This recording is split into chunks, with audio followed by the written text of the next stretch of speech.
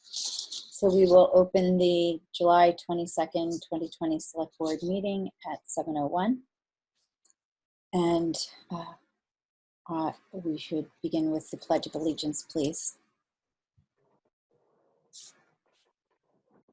I pledge allegiance to the flag of the United States of America, and to the republic for which it stands, one nation, under God, indivisible, visible, liberty, justice for all.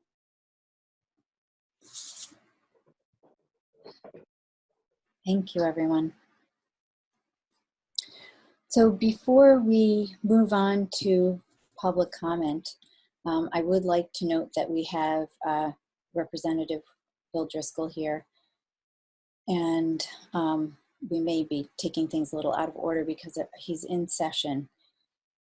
But before we begin with our regular agenda items, I would like to take a moment to note the passing of Congressman John Lewis, who was an iconic civil rights leader.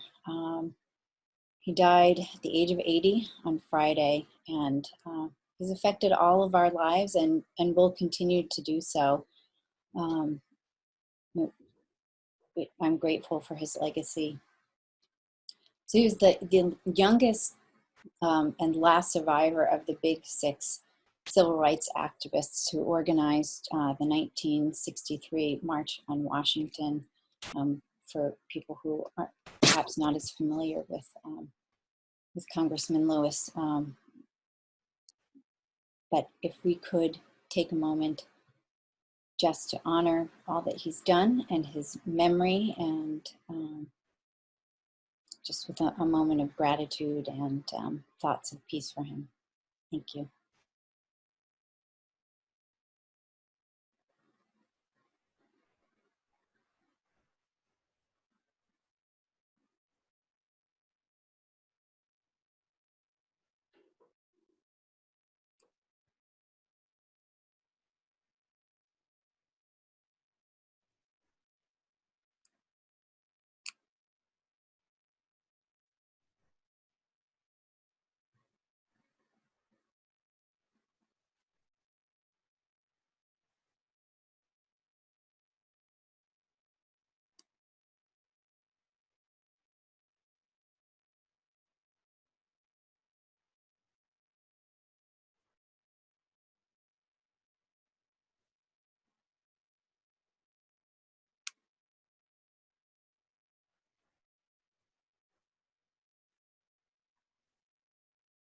Thank you.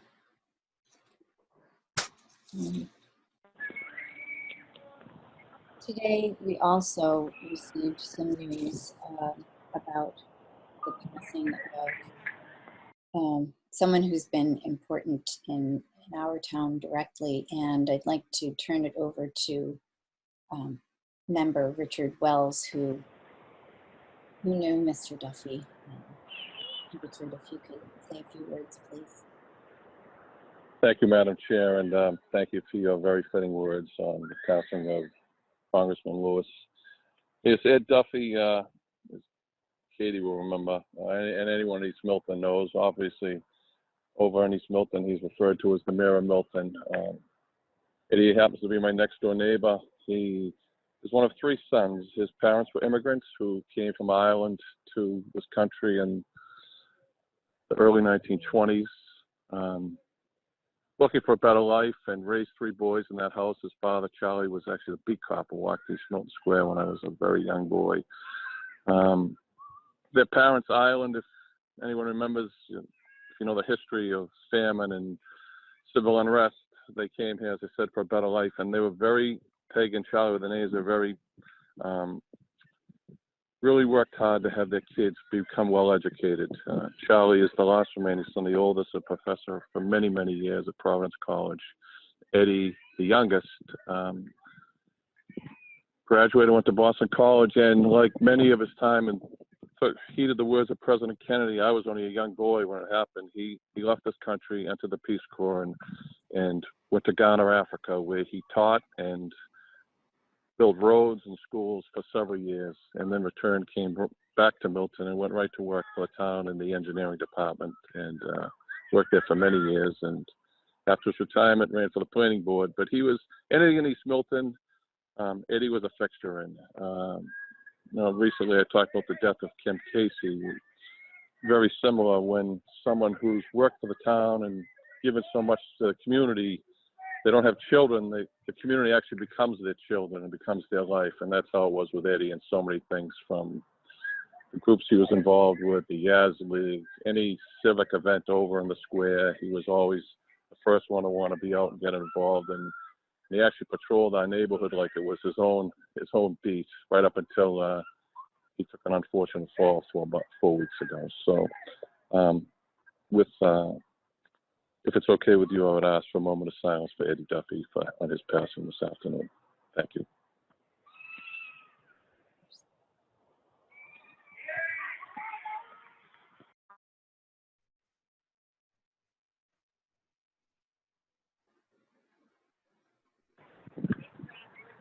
Thank you very much, Madam Chair.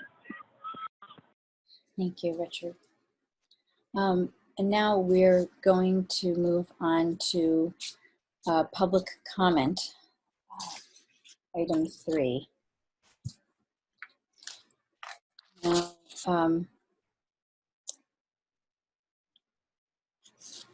the way I see, we have some additional people here. So the way that we work this is that those who wish to be heard during public comment, if you could raise your hand. So there are a couple of different ways one can do that. If you are using Zoom on a desktop or a laptop, go down to the bottom of the screen and you'll see a raise hand function. And if you click raise hand, once I get my screen set back up, I'll be able to see that.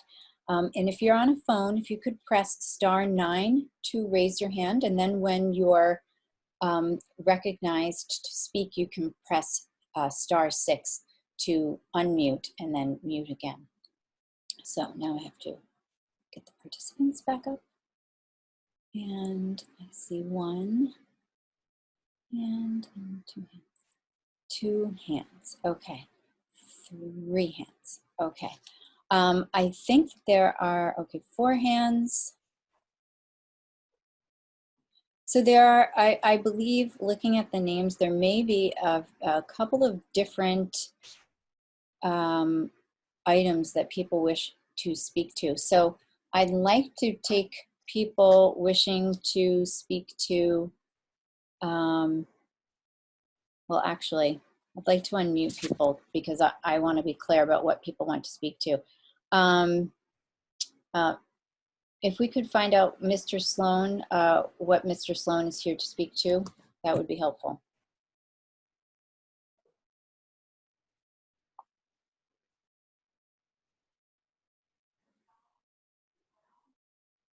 Mr. Sloan, are you here to speak to the a warrant article?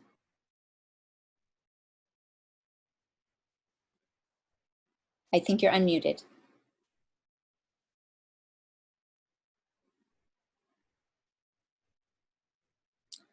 Okay, that's not working. Mr. Walker, are you here to speak to a warrant article or something else? Yes, Article 8. Okay, so I think that's, and then Ms. Musto, are you here to speak to the Neponset Valley Parkway traffic changes? Yes. Okay, and it keeps moving around. Roswell Underwood, what are you here to speak to? So I can take these in order, please. Probably just reiterating what Roxanne Musto is here to talk about. So I don't need to speak if Roxanne and I are talking about the same thing. Okay, well, that's good, just good so I can group people. Thank you. So I'd like to take Neponset Valley Parkway because that's on our agenda earlier. So Ms. Musto, if you would like to speak. Can you hear me now? Yes. Okay. Thank you for the opportunity to speak before you. I'm calling and speaking with you on behalf of the Brush Hill Area Neighborhood Association. Um, so just to, I don't want to go back so much in history, but just to make sure people understand, this is talking about the removal of a stop sign at Neponset Valley Parkway and Milton Street that had formerly been a yield sign. So that sign was removed completely, from a yield to a stop.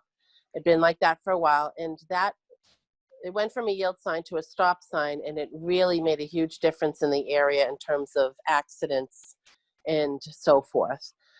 So that sign was removed, and a sign was put up at Milton Street and Neponset Valley Parkway.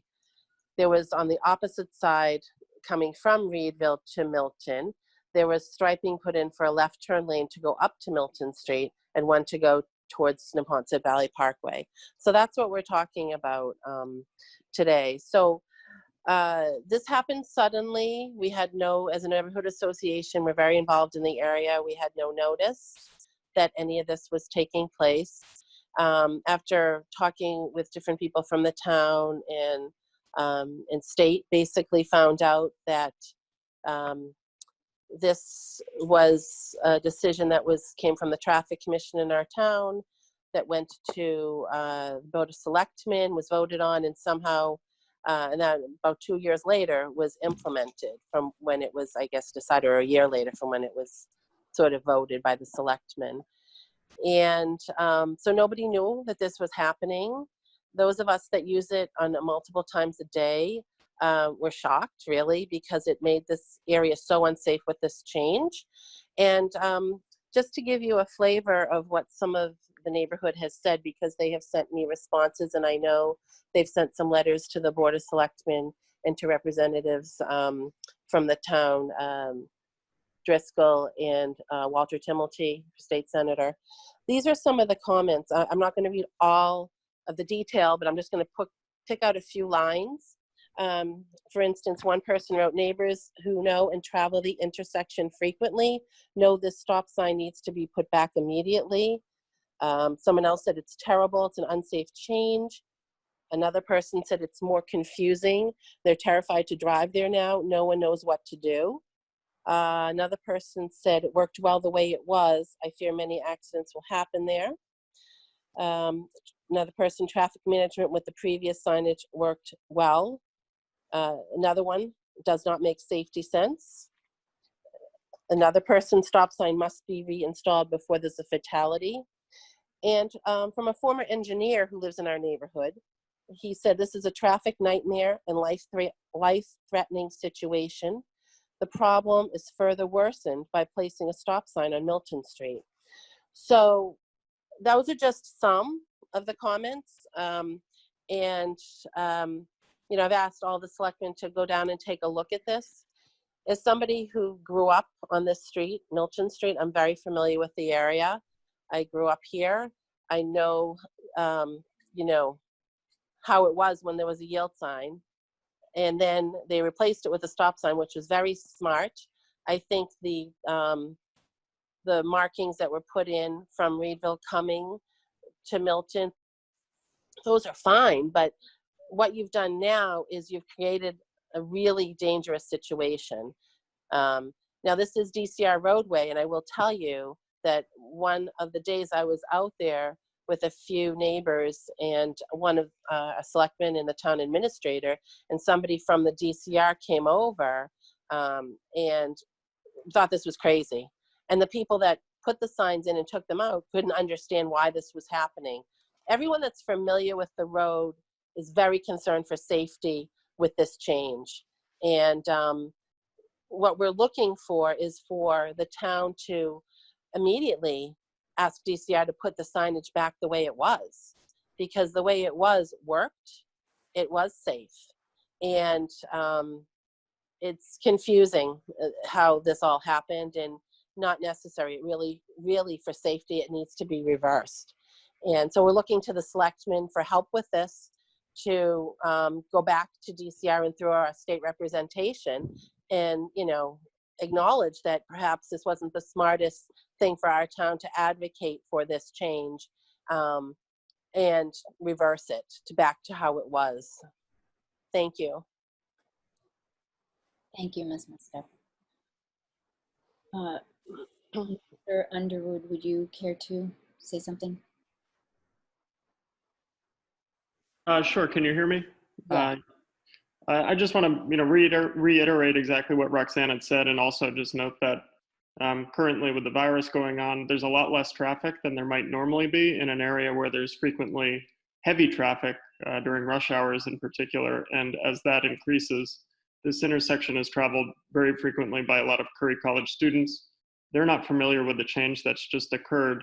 And so, as Roxanne had said a moment ago, the number of accidents will inevitably increase, and very quickly as the school year starts up in September. So in a month from now, I just hope that this change can be made prior to that, and hopefully as soon as possible. So thanks for your time. Thanks for everyone who has come to the intersection and seen what's happening and what's wrong, and kind of listened to our concerns. We all live, a quarter mile away. We see enough ambulances and fire trucks going by and would hate to see more of that. So thank you. Thank you very much. Is there anyone else to speak to this issue?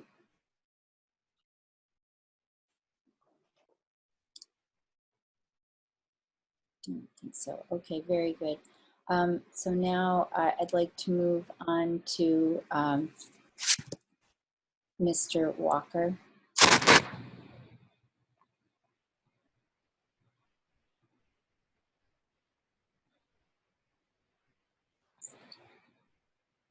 Thank you, Chair Collins, for the opportunity to speak. And I just raised my hand quickly, so I am here to speak to Article 8, but I'm also a resident that lives on Truman Parkway, which ends at the Ponset Valley Parkway.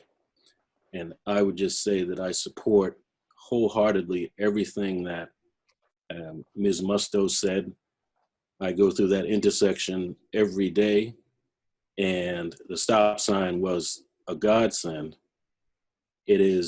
Has been, I've, as you know, lived in the town for 38 years. That intersection has been a dangerous intersection for a long time, and the stop sign particularly was an improvement. So I fully support their request that the Select Board and the Traffic Commission take another look at that and consider asking DCR to put the sign back. Thank you. So I'm here to speak to Article 8, and that is the article related to the distribution of warrants. So I will be as succinct as I can be, but as you know, there's a little bit of history here. So I think the important question is, as we're seeking to change this bylaw, is why are warrants, or why were warrants mailed to households in the first place? And I think we can all agree that that was to ensure that residents are well informed about the matters that are going to be coming before their town meeting, and presumably so that they could express any desires or opinions that they had to those of us who were elected by them to represent them at town meeting. At the last town meeting, a previous version of this article and an amendment generated quite a bit of discussion, starting at about 10 o'clock at night, so we were all tired. And then after about 45 minutes, both some changes to the amendment were ruled to be unwieldy, and then there was a ruling by town council that the original amendment was out of scope.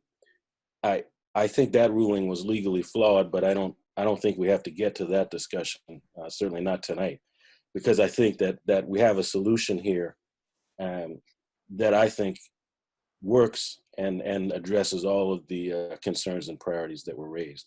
In any case, the article was referred back to town meeting, back to the select board for further consideration by a 2/3 vote. So I was a little surprised and disappointed that when I looked at the language that currently appears in the article, in the warrant, that it seemed there was no substantive difference between what was debated at town meeting and then is now in the current warrant. So I reached out to Mike Zulis, and to his credit, as he always does, he immediately got to work on trying to craft a solution that could serve as a consensus for a number of the things that were raised at the previous town meeting. Let me be a little more specific about that.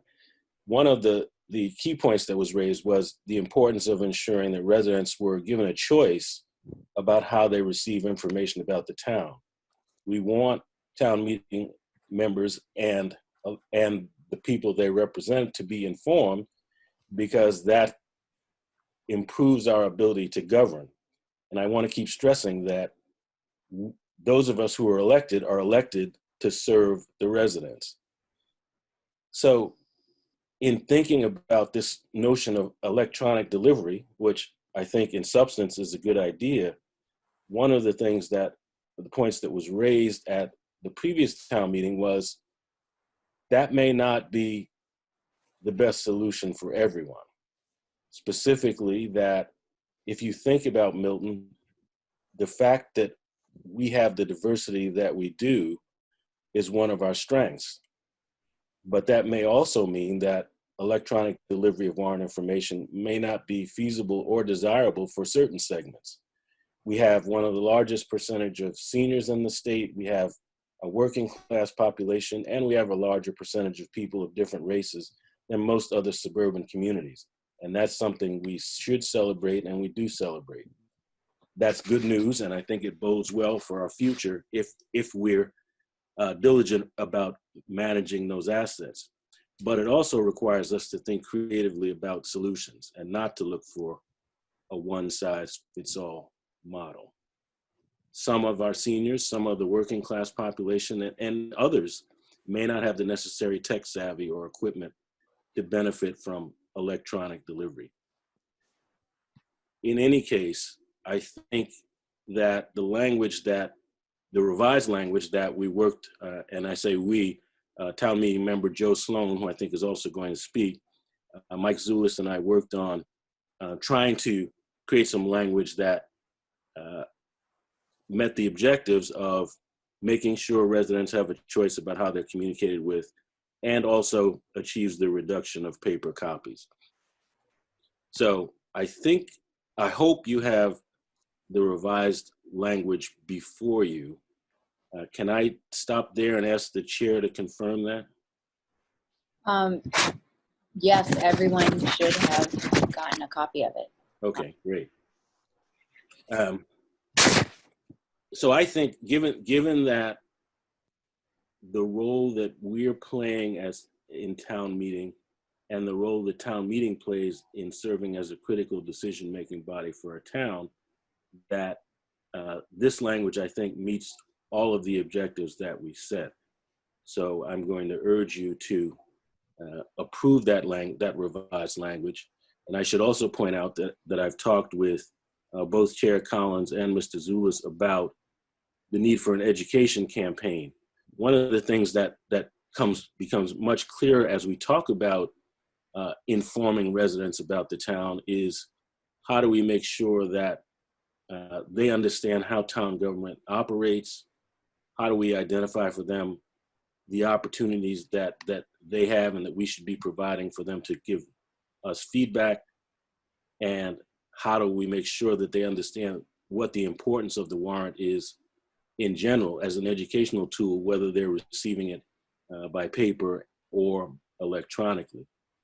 And finally, that the thing I like particularly about this revised language is it gives us a timeline, and we would be previewing for everyone this change to electronic delivery in 2023. So I think it does a number of things that we were all looking for. It provides for education, it gives people a choice, and it allows us the time to serve on an education or create an education campaign that would be helpful. Mr. Sloan and I have committed to Chair Collins and Mr. Zulus that we would be willing to participate along with others on designing such a campaign and participating in implementing that campaign. So I urge your approval of the revised article, and thank you for the opportunity to speak. Mr. Sloan? You're unmuted. How is that? Do we have a connection now?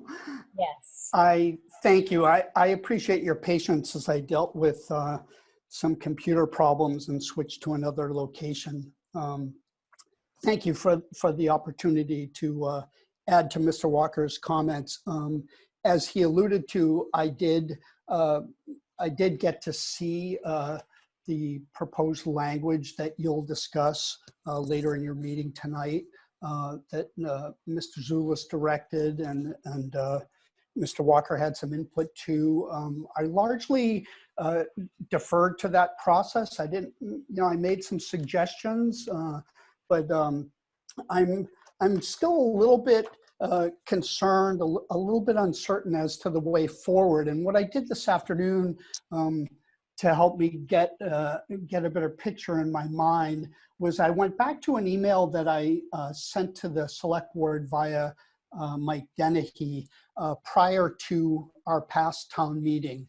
And just to build on what Mr. Walker said so eloquently, one of the main points that I focused on in that communication to the select board was really related to the technology, the existing technology that we have in place.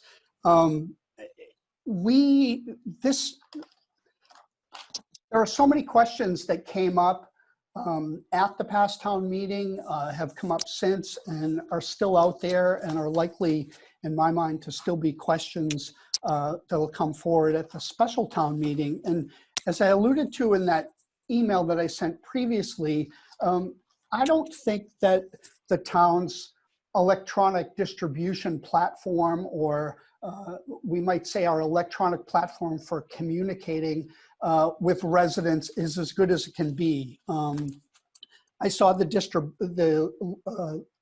fact sheet that was distributed to town meeting members before the last town meeting, and the estimate was, I think, around 8,600 residents out of our total population are currently signed up for some form of electronic distribution. I think that if we had a framework that was in place, that was tried and true, and had more residents already on board, and we had a better sense of where the population was on this, I think that a lot of these questions that bogged us down at town meeting and will likely come up again would be answered. As an example, I told there's a line in this proposed language that you'll see that talks about how a resident would proceed to make a choice with the town. And I expressed a different opinion, and the response that I got was, that wouldn't work. If we do it that way, it wouldn't work.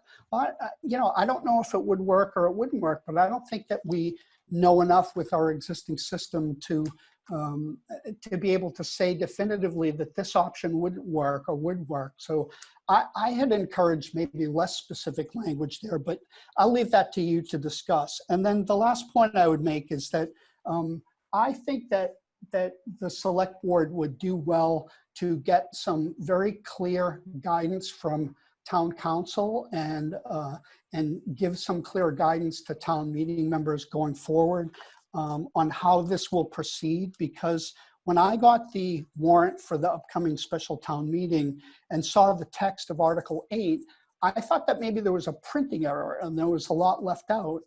There's much less than was in the previous warrant. I fully understand that the warrant committee wasn't able to come to a recommendation before a deadline for printing. I understand that. But I also think that it needs to be clear going forward how the town meeting can in fact vote on language that wasn't published in the warrant for people to give feedback to. It seems somewhat open-ended, and I think we need some clarification going forward. I think that we, as Mr. Walker again so eloquently said, there's so much riding on this. I think we really need to get it right. I think that this proposed language is going in the right direction. There's a time frame, there's an education process, but I think we really need to flesh this out and have all of the answers before we go down this path. So thank you again for the opportunity. Thank you, Mr. Sloan. Before we move on in the agenda, is there anyone else who wishes to speak? I don't see any hands raised, but I'll give it a moment.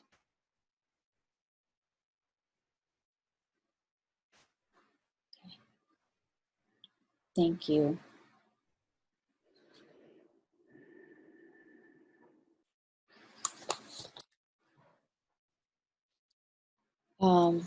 Very good. I'm actually going to take this a little out of order because Rep. Driscoll's actually in session, and he will be speaking to item number 5 in the Neponset Valley Parkway traffic change that we just heard a bit about in the public comment session.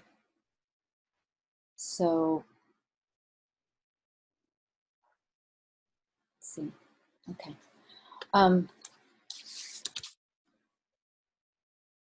Hi, Chair. Can you hear me? Yes, there you are. I was just going to ask Hillary if she needed to promote you for this. Hello, Rep. Driscoll. Thank you for joining us. And I know you're on a break, so I wanted to be able to give you the ability to speak first to the change on Neponset Valley Parkway. Thank you, Chair Collins. Thank you, members, for the opportunity to participate tonight. Let me just first say that my condolences to the Duffy family on the passing of Ed Duffy, and condolences to Milton, you know, a longtime public servant and good guy, good neighbor to have. I used to see him almost every morning up until recently, walking by, and always a kind word and a wave, and you know, as we do with neighbors. And he was one of the first people when I moved into the neighborhood that I was specifically told I needed to go and meet by my neighbors. And so it's a huge loss and the end of an era for us in town. So, you know, thinking of Ed and family tonight. I appreciate the opportunity to talk. I know there's been a lot of discussion and outreach from neighbors to the Paul's Bridge, Brush Hill Road, Milton Street interchange over the last week or more since some changes occurred there.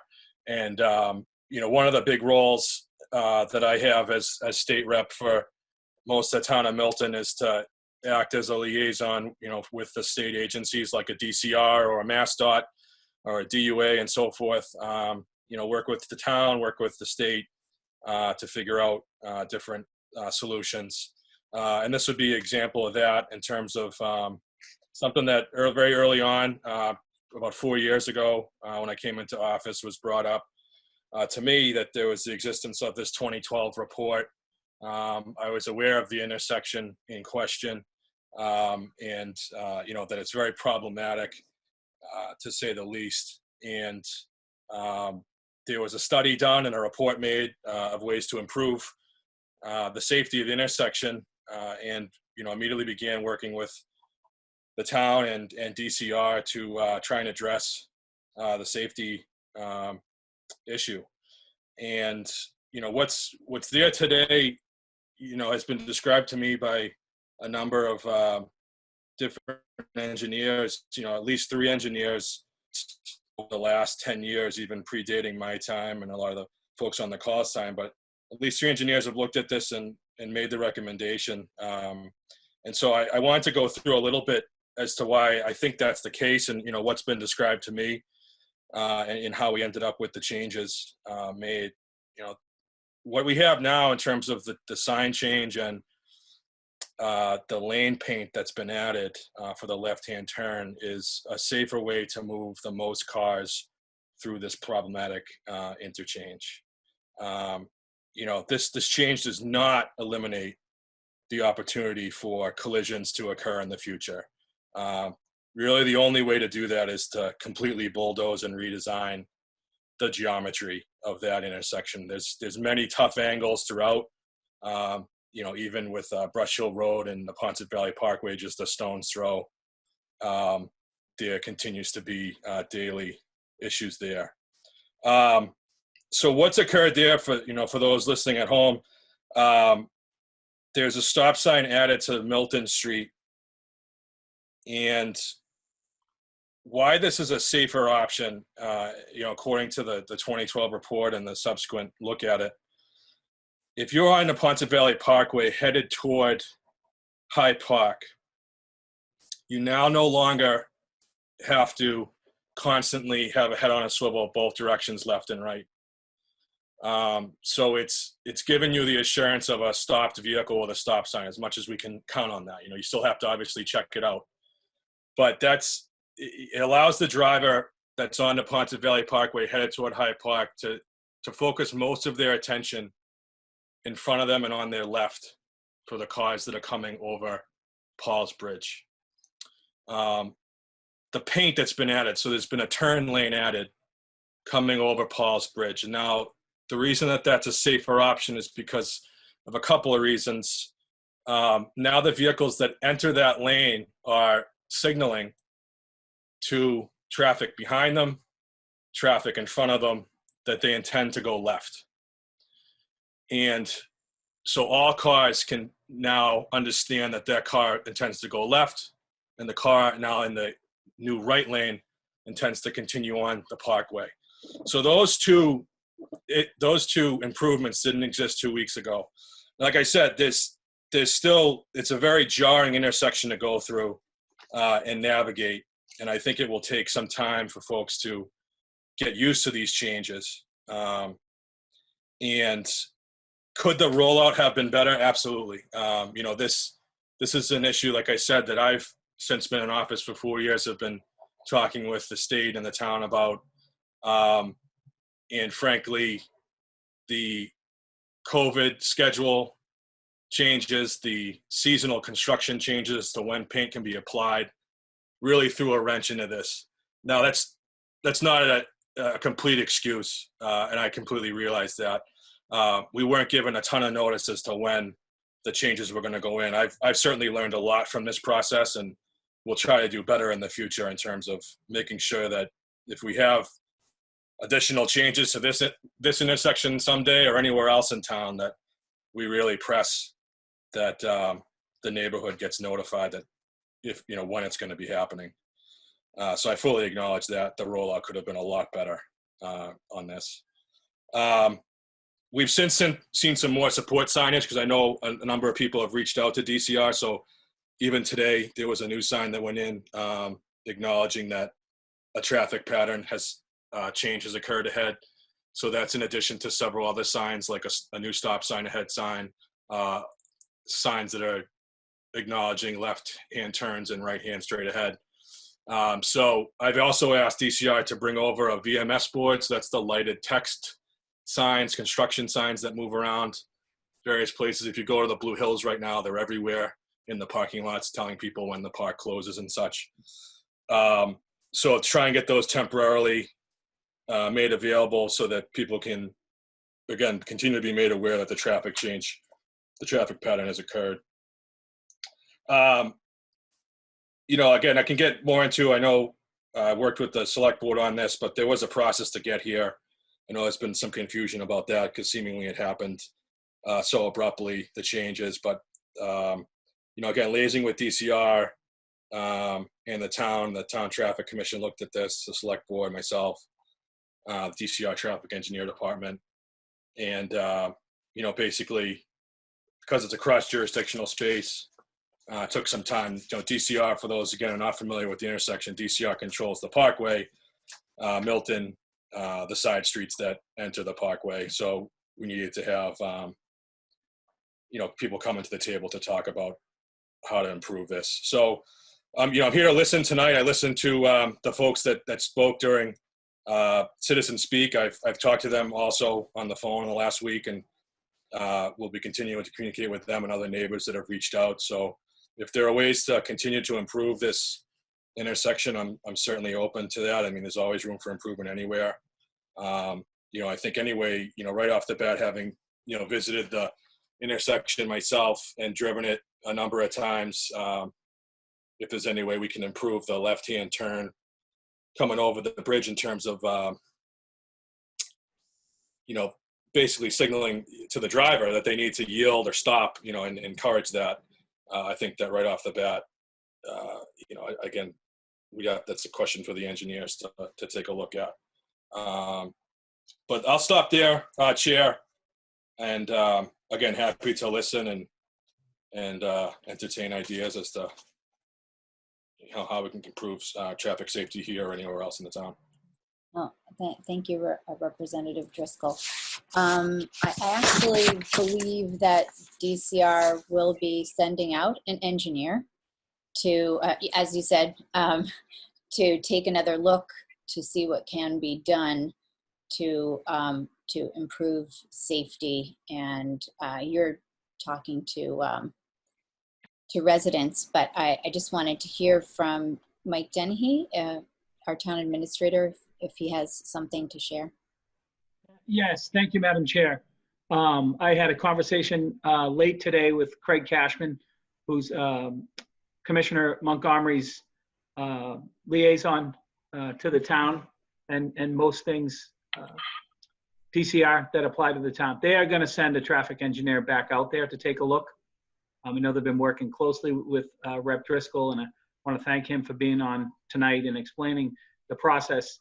For those of you that don't understand that intersection, you would almost be convinced that Neponset Valley Parkway actually travels up to Curry College via Milton Street, but it meanders to the right, and that's where the confusion comes from.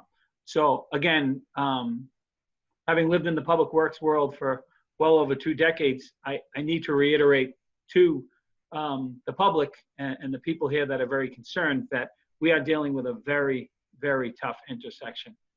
Brush Hill Road actually crosses Milton Street. Brush Hill and Neponset come together before this intersection. So it's a very dynamic situation, but DCR is committed in a very timely manner to sending a traffic engineer or engineers out there as soon as possible to take a look at what has unfolded now that this intersection change has taken place. So does that, I'm just wondering what kind of lines of communication, now that we have some lines of communication open, what we could expect next, because I think we've heard from some residents, but the board may also have some questions as well. So I'm just wondering what happens after that. Sure, I can certainly be the liaison to this board. Rep. Driscoll and I have had several conversations on this since literally the tarps came off the signs last week. So we're about 10 days into this, and we've all received multiple complaints, both at the state level and the local level. So I can certainly be the conduit. I have a very good relationship forming with the new DCR staff that's in place. So certainly something that needs to be looked at in a timely manner, and they have committed to doing that. So I can work with the state electeds in this board and help be that conduit. Okay, thank you. Ms. Conlon? Thanks, Madam Chair. Pre-pandemic, I used to drive this way to and from the train twice a day, so I'm pretty familiar with this intersection, but I did go out again last night to take a look at the new signage, and I think I understand where the traffic consultants are coming from and why Neponset Valley being the major road there, why some of the changes are made. But I think at a minimum, what we need to revisit and at least DCR needs to examine is traffic coming from Hyde Park over the bridge and heading towards either Brush Hill Road or Milton Street, which is the way I drove home every night.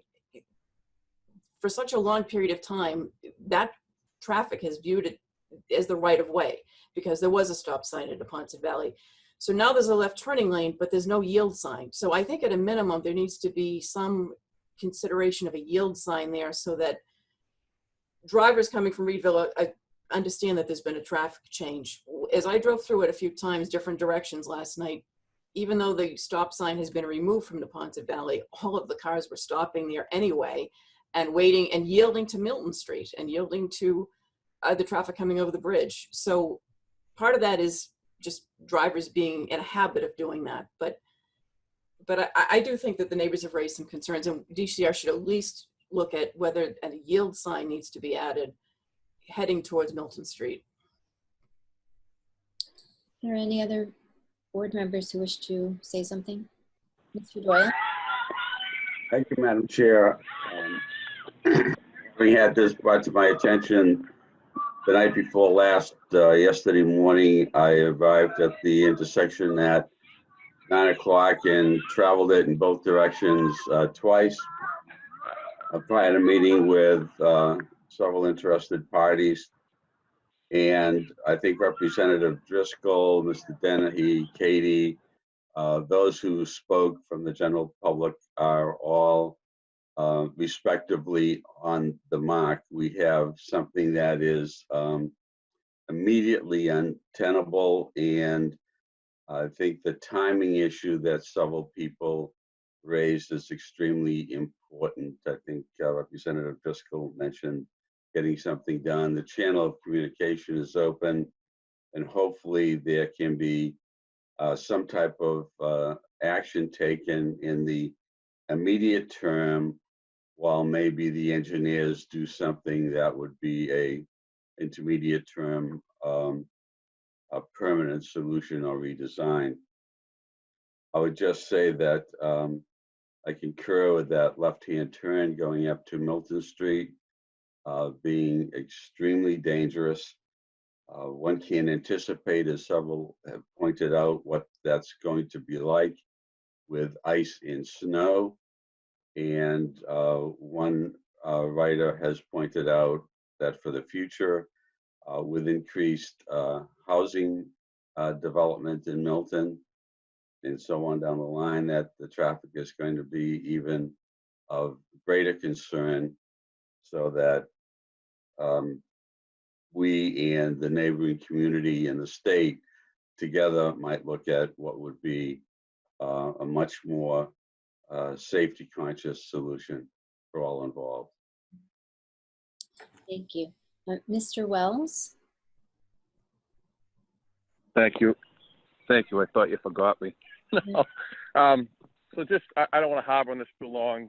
In 2012, I was the chair of the Traffic Commission when that report was authored. Rep. Driscoll is correct in that perhaps probably the smartest thing to do, and when I was in the Traffic Commission, I believe we did propose it. We had many discussions with DCR engineers and the neighbors on Brush Hill. It probably does need a real design. The struggle that DCR has here, and anyone, particularly the residents know this, is DCR struggles between the historic recreational nature of that area, the Foul Meadow, the Paul's Bridge, and the amount of traffic that flows, particularly on the Neponset Valley every day. I'm sure that those engineers, when they looked at the three streets, because Mr. Dennehy knows, I talked to Chase again today about this as well. Any changes on signs have to meet the warrant, have to meet the need. I'm sure that when they looked at the numbers, they part of probably what may have skewed their decision from removing the yield sign to a stop sign. It's the traffic volume on the Neponset Valley as compared to both Brush Hill Road and Milton Street. But I do think they'll be receptive to it. Rep. Driscoll and I talked about this, I think, as Mike Dennehy just said, the current DCR administration is a lot different in looking at these things than the prior one was. The prior administration really weighed heavily on the historic nature and was hesitant to make any changes, and it will be hard, but I think this is something we could probably take a look at. I will say I drive it every day in the school year. That's how I take the road to Ursuline every morning. As I told you, Mike, I was there yesterday and today. I think we can probably get through this, but I think we're probably gonna have to look at something a little bit more than signage. And I do concur with the striping. That was a good thing. I would not be an advocate for removing that. So thank you for your time on that. Mr. Zulus? Yes, just very briefly. I, along with the rest of the board, voted to support this change 2 years ago. That was based on the recommendations of the Traffic Commission and the recommendations of the experts. Having seen the result of it last Friday, I think we need to give equal respect to the opinions of the neighbors and the residents and the people who use the road. The reality is, as all have pointed out, is that that left turn lane is very dangerous now. And so we really need to, the DCR needs to move fast, and they need to do something, whether it be a yield sign there or putting the stop sign back where it is. But they need to do something to make that that turn safer. So and I think this board, if the Traffic Commission is going to meet quickly to review this, then this board should follow that and maybe make an, based on what the Traffic Commission does, this board may want to reach out immediately to DCR based on what this board thinks. Thank you, Mr. Zulus. Yes, I have to concur with everyone. When you see it in action, I think we all agree that we can work together with DCR.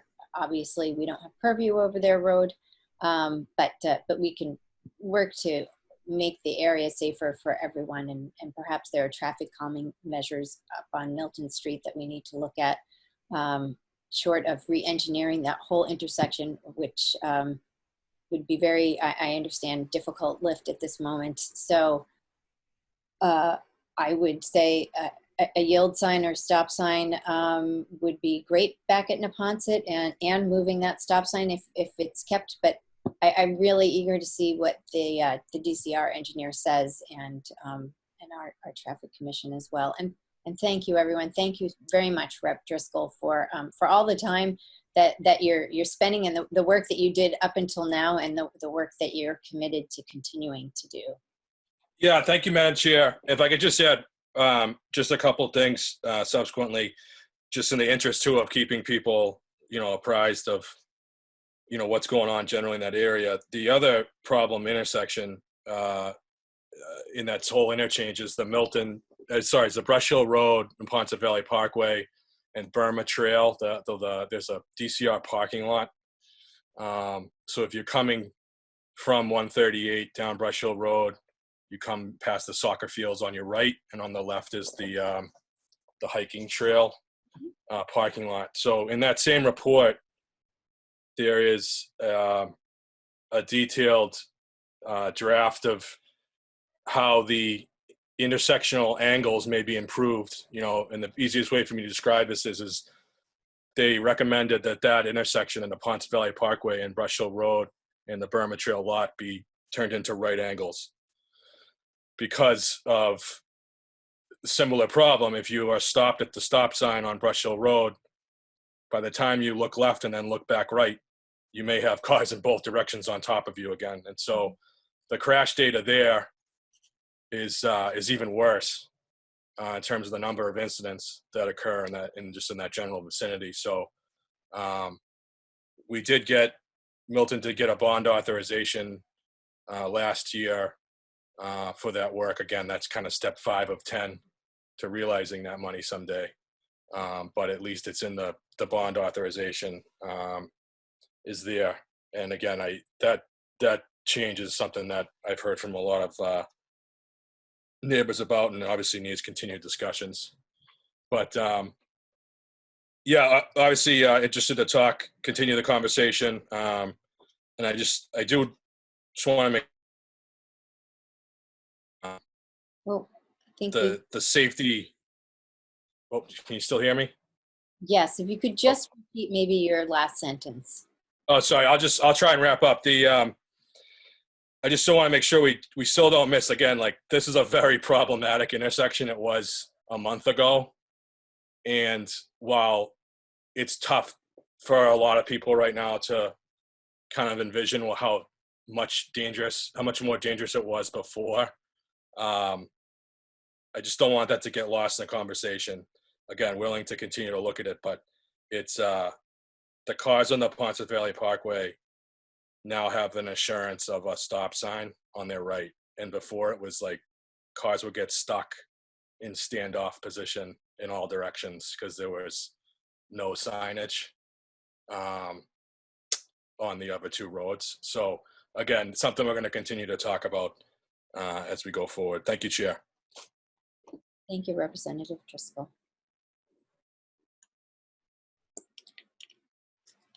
So we will move back to our regular order of topics. So now we're on the COVID-19 update. And in particular, we have a couple of agenda items. One of which is we have a request to hold religious services by the Congregational Church, to hold them on the town green. And we do have Kevin Freitag, our town council, with us to outline some of the considerations. Before we do that, did all the members get any background from Jennifer McCullough about past uses for other events? We've had a choir. Oh, yes, Mr. Dennehy?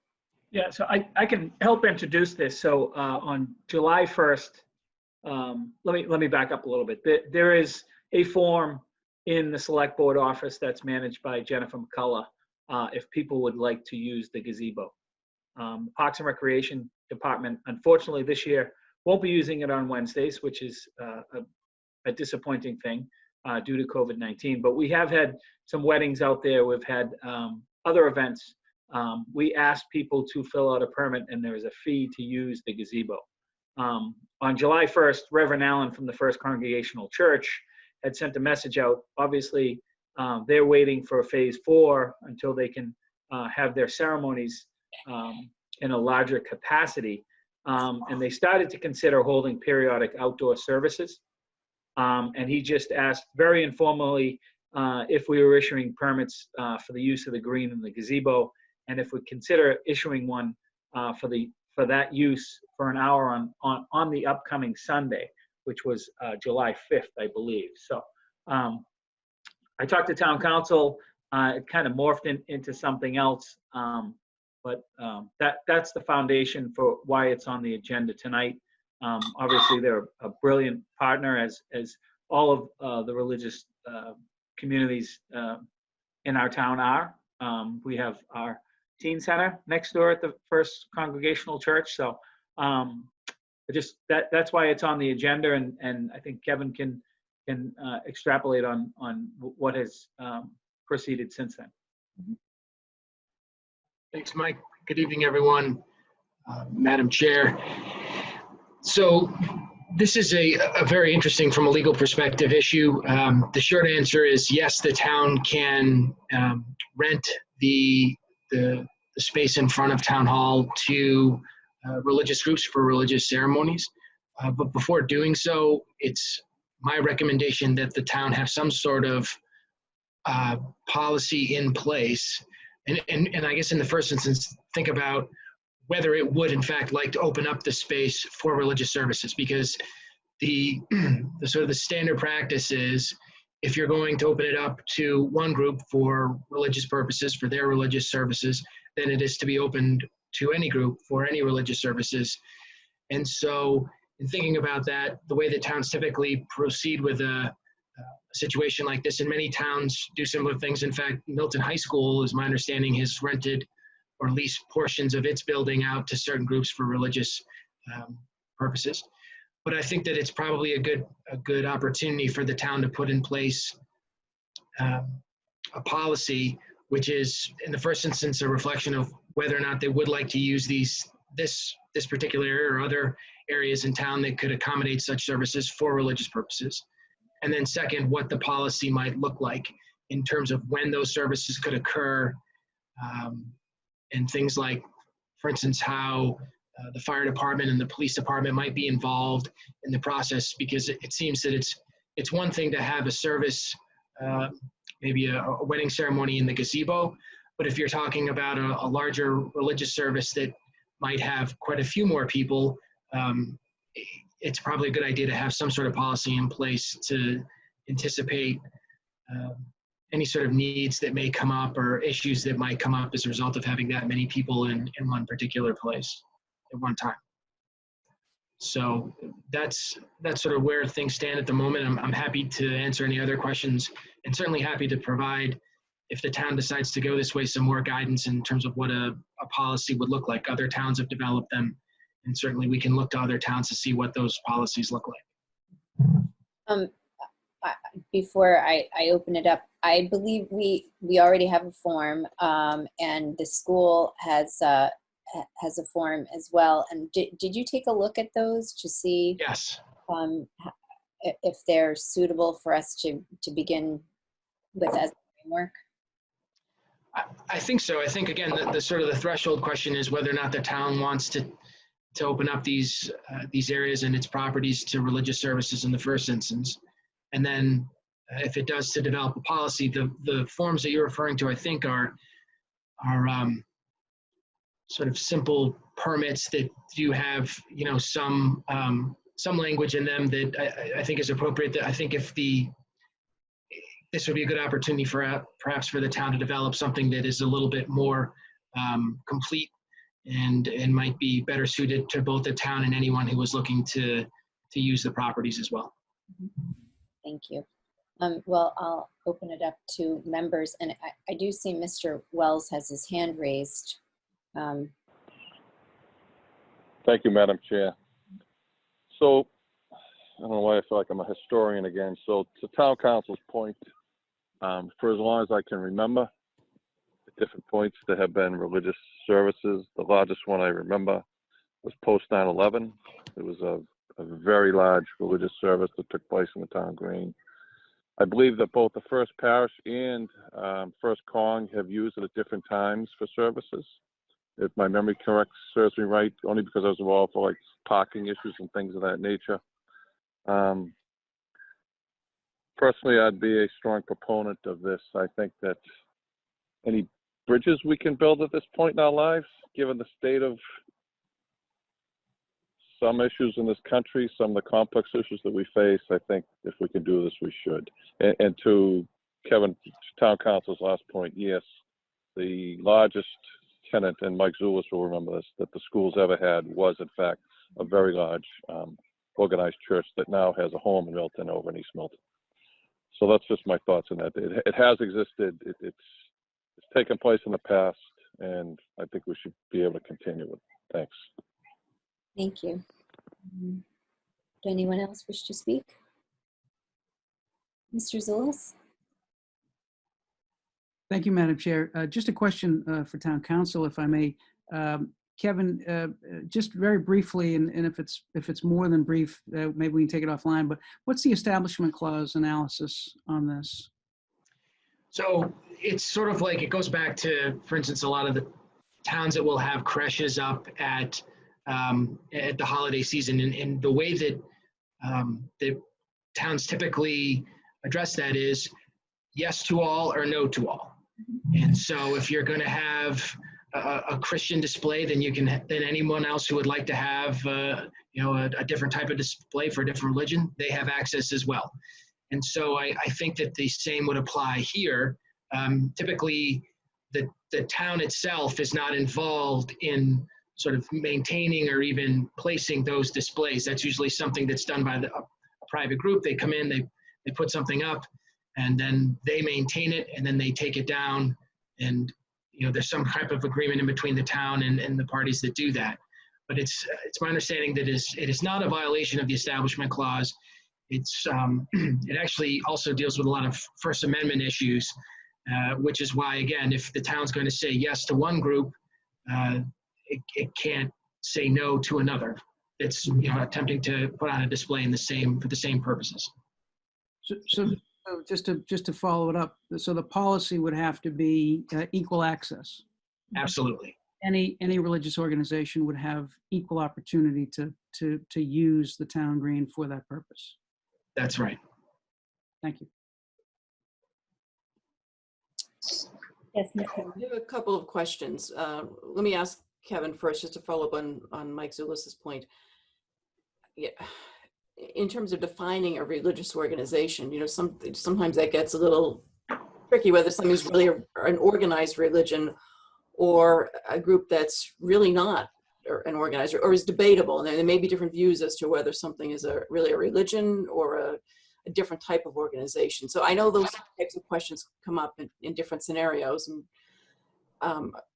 so maybe, I think the policy should probably address that if we were to have a policy. My other question is for Richard. Richard, you mentioned a service after 9/11, and that made me think of there was a vigil at the gazebo after the Boston Marathon bombing. And I know after the nightclub shooting, I'm forgetting the name of it and where it happened, but the nightclub shooting that happened a few years ago in another state, there was a vigil and the churches rang the bells, and it was a very nice part of it.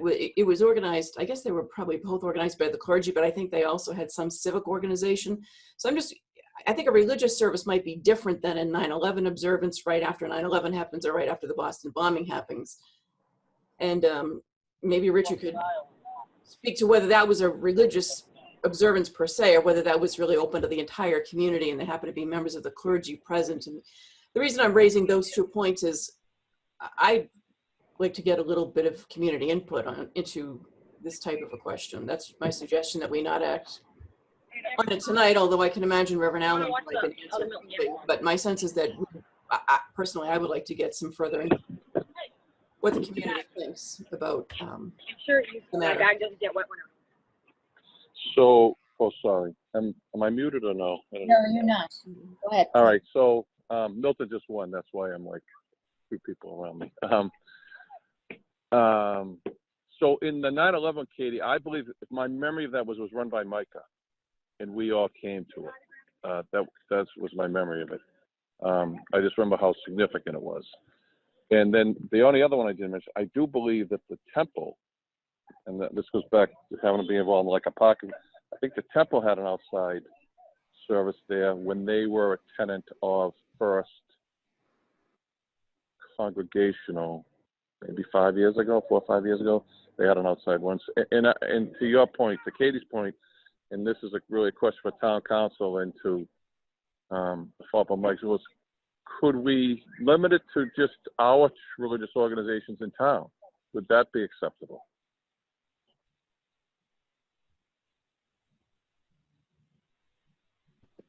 Kevin? Yeah, Mr. Wells, I don't know the answer to that. My thought is that you might not be able to, but I can certainly take a look. I know, I hear Katie's point only from, my knowledge of other communities that have had some, not in a town, but in a public library. People can go in and reserve a room in a library in some of these free libraries. The other thing, Kevin, for you is perhaps it might be prudent for you to consult the largest outside religious service that I know of in Boston is usually the Easter Sunday Mass, which takes place on DCR property in Castle Island. But just 4 weeks ago, the Cardinal and all of the religious clergy of the city of all denominations held a massive, it was very public, it was in the papers. Maybe you could check and see how they do it. Because I know that Easter Sunday service has been going on for years there.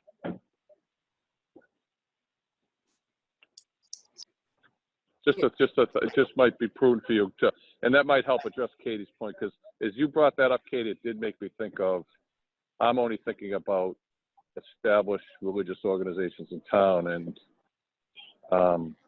what do you do if someone from who knows where decides to want to come to your town and have a religious service? Or Richard, somebody just, this is a brand new religion. These things happen, and there are constitutional cases and this stuff. So right. Maybe if you are going to look at Boston, maybe there's a policy in Boston that we could look to for some kind of guidance, or another community. So, because they definitely do happen. I'm sorry, they definitely do happen. Okay, I'm gonna stop talking there. Mr. Doyle, would you like to say anything, or do you have a question? I think all the comments have been made appropriately. The only question that I had remaining was for Kevin, and that is whether or not there is elbow room to do something on an interim basis while a policy is being formulated for adoption. Yes, and I guess along with that, I'd like to note that Mr. Dennehy outlined a timeline for us. This actually has been sitting here waiting to go for a little while, and it's because of COVID. And so to Mr. Doyle's point, I was wondering if we could come up with some kind of interim arrangement because of the COVID, speaking to sort of the COVID circumstances.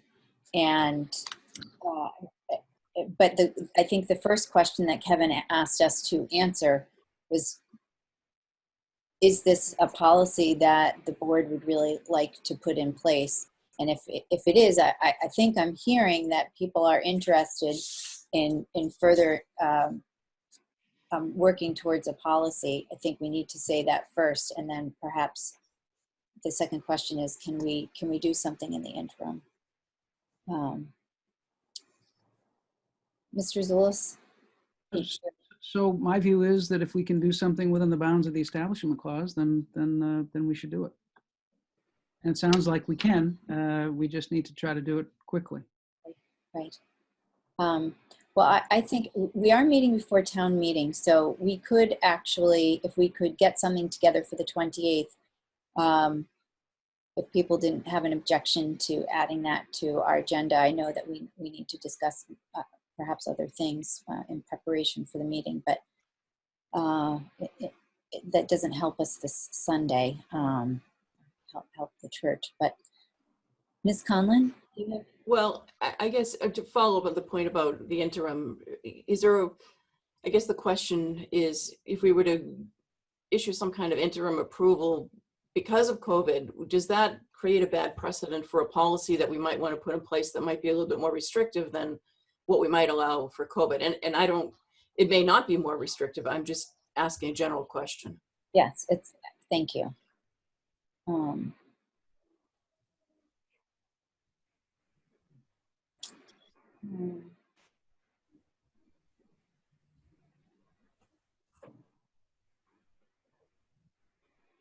Madam Chair?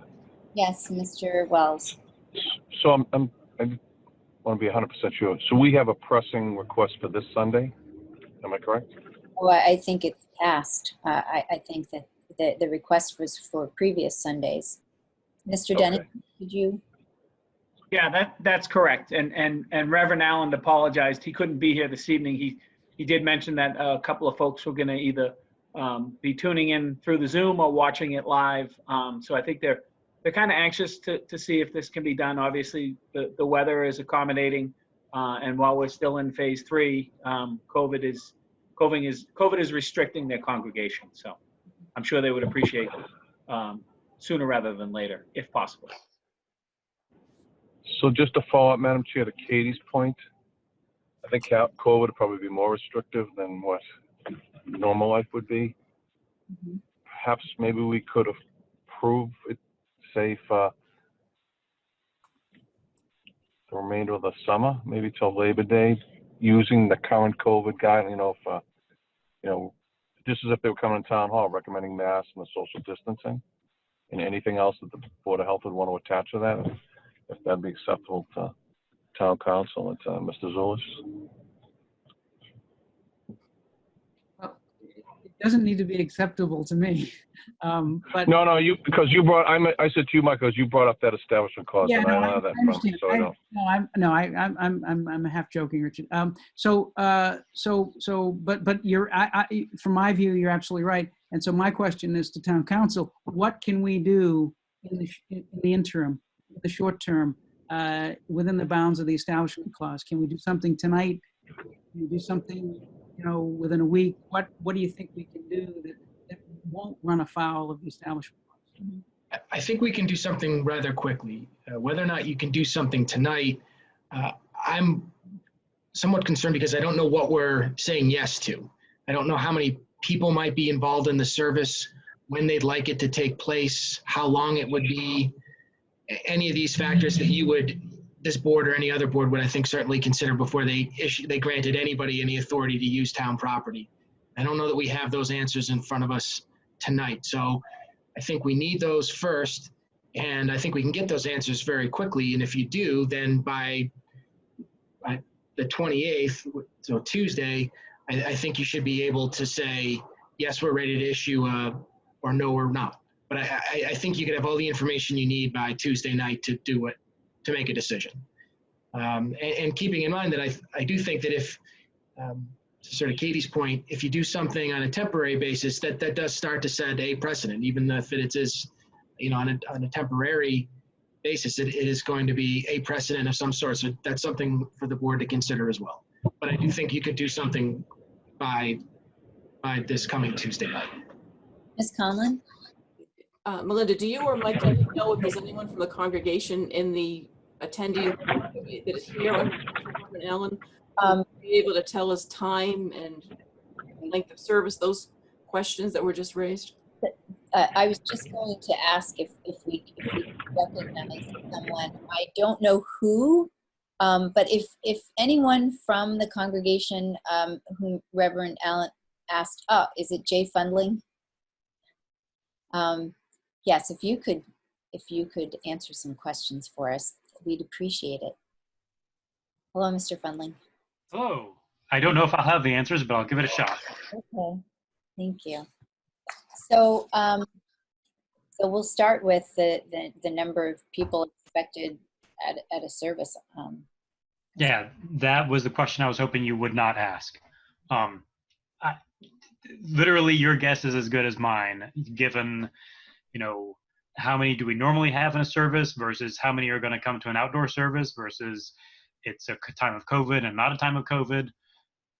Your guess is as good as mine. Right, and the other thing is religious services are open to anyone who wishes to attend. So people who come by, I know I've run outdoor services and people will wander by and just join you. So hopefully.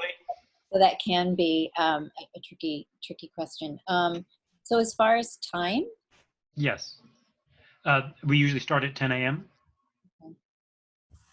And is that about an hour? About an hour. During COVID, it's been quite a bit less than an hour. Right. Okay. No. And were you intending to have a social hour or something like that, or just the service? Good question. Good question. I can't answer for sure. Okay, thank you. Does anyone else have questions that they would like to ask? I have a follow-up. So, the First Parish has been a good neighbor and has helped us with the youth task force. I'd like to see if we could do something for them. I think the follow-up questions might be, does the First Parish, which has more outside space, have any outdoor service going on at the same time at 10 o'clock on a Sunday, so that we're going to have a lot of traffic and a lot of cars there? And do we need to get the fire chief to weigh in on that? Is that going to be an issue for the fire department getting the trucks in and out? So I'd want to hear from the fire chief. And I think community input for a policy is important. Some good questions have been raised. Kevin has given us some good information. Hopefully we could draft, if we're inclined, hopefully we could draft a policy fairly quickly. And by having this discussion tonight, we're likely going to get some emails and some feedback from people as to what their thoughts are, which is probably a good thing. May I just ask a clarifying question? So you were talking about First Parish. So were you, but this is the congregational church. Well, so Jay mentioned that this request would be for 10 o'clock on Sunday. So the question is, might the First Parish have something going on their property outside at 10 o'clock also, where we'd have a lot of cars? We might have them parked along the exit way, and does that present an issue for the fire chief? Right. Well, we should probably double check, but it's my understanding that First Parish is all online on summer, and I'm hosting the last social hour on class, so I haven't heard that any of that changed. Okay. But that doesn't mean that something else might not be occurring. So, great. Yes, Mr. Dennehy. Thank you, Madam Chair. To answer Vice Chair Conlon's question, I have reached out to Chief Madden, the Milton Fire Department. They have no issues with it, providing that people park accordingly. Milton Police doesn't have an issue with it either. But I think we would need to check with the Board of Health and just make sure that the Health Department, make sure that all social distancing, they're comfortable with all the social distancing information. We had a wedding there recently, and we literally had to limit it to less than 10 people. It worked out that way anyhow, but yeah. So fire chief, yes. Police chief, yes. But I'd really like to speak to Caroline Kinsella or Roxanne Musto at the Board of Health for their input on this as well. But I don't think that turnaround is long at all. Okay. Mr. Denny, what's the capacity of the green in a non-COVID time? You know? That's a very good question. Just trying to look back at one of the most popular events on the schedule for the Parks and Recreation concerts is the gentleman that comes up there and sings the children's songs. I would say you probably have a couple of hundred people there. And there are some public works folks that set up before, during and after, and there's a police officer there at all times to make sure that order is kept and people aren't running out onto Canton Avenue. But I would say probably a couple of hundred people. Okay, thank you. So it sounds as if we'd like to get some community input and for our town council to look into some policy. Wells has given us some ideas, and then to speak with the Congregational Church, First Parish as well, and then put something together for our meeting on Tuesday. Yes, Ms. Conlon? Richard has his hand up. Oh, thank you. Yeah, so just, Madam Chair, just to follow up, this is to Katie's point. I can't think of First Parish ever making a request to use, because they have a bigger lawn, as you know, on between their building and the town property. They have, where First Cong doesn't, they're kind of like pressed right up against our property. And I do know for town council, and Mr. Denny can, historically, for as long as I can remember, First Cong has at various times asked the town to use the town green on a Sunday following services for some type of social, or they might have had like they will be having it this summer. My memory is they've always had like an annual summer get together on the green, and that's always taken place and with guidelines attached, and it's always worked. Their numbers, going back to what Mr. Denny said, the numbers are never bigger than what the summer concerts have been the biggest things that take place on the green. Mm-hmm. Right. But we have had events, Richard, as you've said, on the town green. First Congregational has done a children's Sunday picnic, and the First Baptist Church in 2008 had a gospel concert. I don't know if people remember that. So there are some things. And actually, you reminded me, I have attended a service on DCR property at Houghton's Pond. So awesome. Yeah, there you go. Yeah. So I think we have a plan to move forward. Yes. And if everyone's ready, we'll move on. We are. Okay. Thank you, everyone. So item 4B is mandatory mask zones. And this was a request from Mr. Zulus at our last meeting when we were discussing future agenda items. So I will defer to you. Thank you. Thank you, Madam Chair. So I think this will be quick based on the feedback that we have from Town Council. The thought resulted from the fact that I think it's well accepted now that masks help in the effort to stem COVID-19. And back in April, this board issued a face covering advisory. Since that time, last month, our small commercial areas began to open up. And with that, we have had more pedestrian traffic in those commercial areas.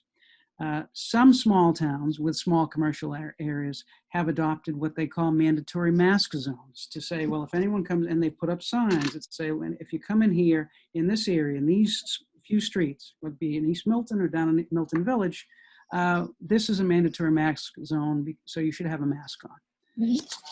And again, the purpose is there are more pedestrians, and indeed there's open air restaurants as well with pedestrians walking by them. So the question was, can we do it here in Milton? Should we do it here in Milton? My thought was that we should consider it. I don't think we should. I would like to see an expression of a mandatory mask zone as to what we think makes sense. I don't think it should be something where we set up some kind of draconian enforcement. My view is that this kind of thing, at least right now, can be self-regulating and self-complying. But anything we do that is mandatory is not within our province. So I think this is a good idea. But anything that the town does that is mandatory in this area is not within the province of the select board. Town council has advised us today. It is in the province of the Board of Health. So it's up to the Board of Health. This board could issue an advisory to that for that purpose. But I think we've already done that. I think we've already issued a face covering advisory. So I don't really see the benefit of that. And it's not within our province. So it would be a question really for the Board of Health and whether the Board of Health wants to do it. So that's the update. Well, thank you. I appreciate Kevin Freitag's guidance on this very much, and I appreciate you bringing it forward because even though it's not something that we have the authority to do on our own, I think it's important to talk about how serious this is, and that we really do care about people and want them to be safe and urge them to be safe. And we also have some material to pass on to the Board of Health in the event that they would like to take this up. So I do appreciate your efforts. Do any of the other members have anything they would like to say? No? Okay, thank you very much. Madam Chair? Yes, Mr. Wells, I'm sorry I missed your hand. No, that's okay. So in follow-up to Mr. Zulis's comments, I can see where he's going with this. Even though we don't have the statutory or the codified authority over this, perhaps as a signal of our solidarity and support of just how important and serious an issue this is, perhaps we should take a formal vote and asking we don't have to do it tonight, so we can think about it maybe Tuesday, asking the Board of Health to adopt this, to adopt what I believe Mr. Zulis would like to adopt, and I think I would concur if we did have the authority to do this. Would that be acceptable? Mr. Zulis? Richard, I appreciate that. The hesitation that I have is that I don't want to in any way usurp the authority of the Board of Health. So I would hesitate. I do appreciate that. I think if it is within the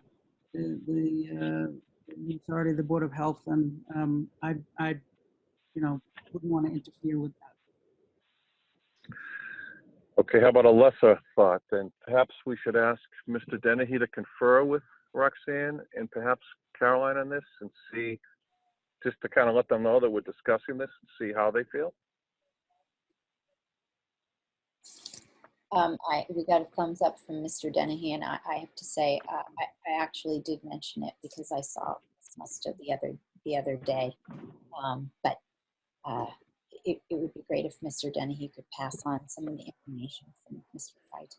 So, thank you. I mean, as we all know, we are in the minority in this country right now. And I don't think any of us want to go back to where we were in March. And as much as we are able to enjoy so many things that have come back, I think it would be,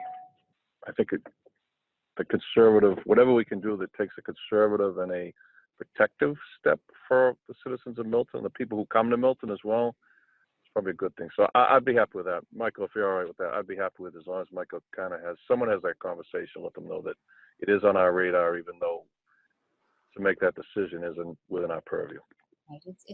Well, I think we all find discussions with the Board of Health edifying because they're looking at these things all the time. Doyle? Where that's coming from. I was just going to combine the 2 points and address the expression of the sentiment without a vote of the Board of Selectmen being conveyed to the Board of Health with the attendant information for them to make a decision on. Very good. Thank you.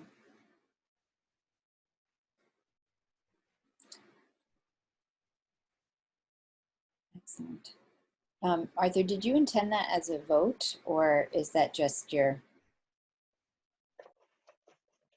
I don't know if it needs a vote as much as if there's a consensus without a vote that Michael can carry forward unless somebody strongly takes exception to the sense of a consensus. Right. No, I think everyone, I'm seeing lots of head nodding. So it seems that we do have a consensus, and thank you for pulling it together and expressing it for us.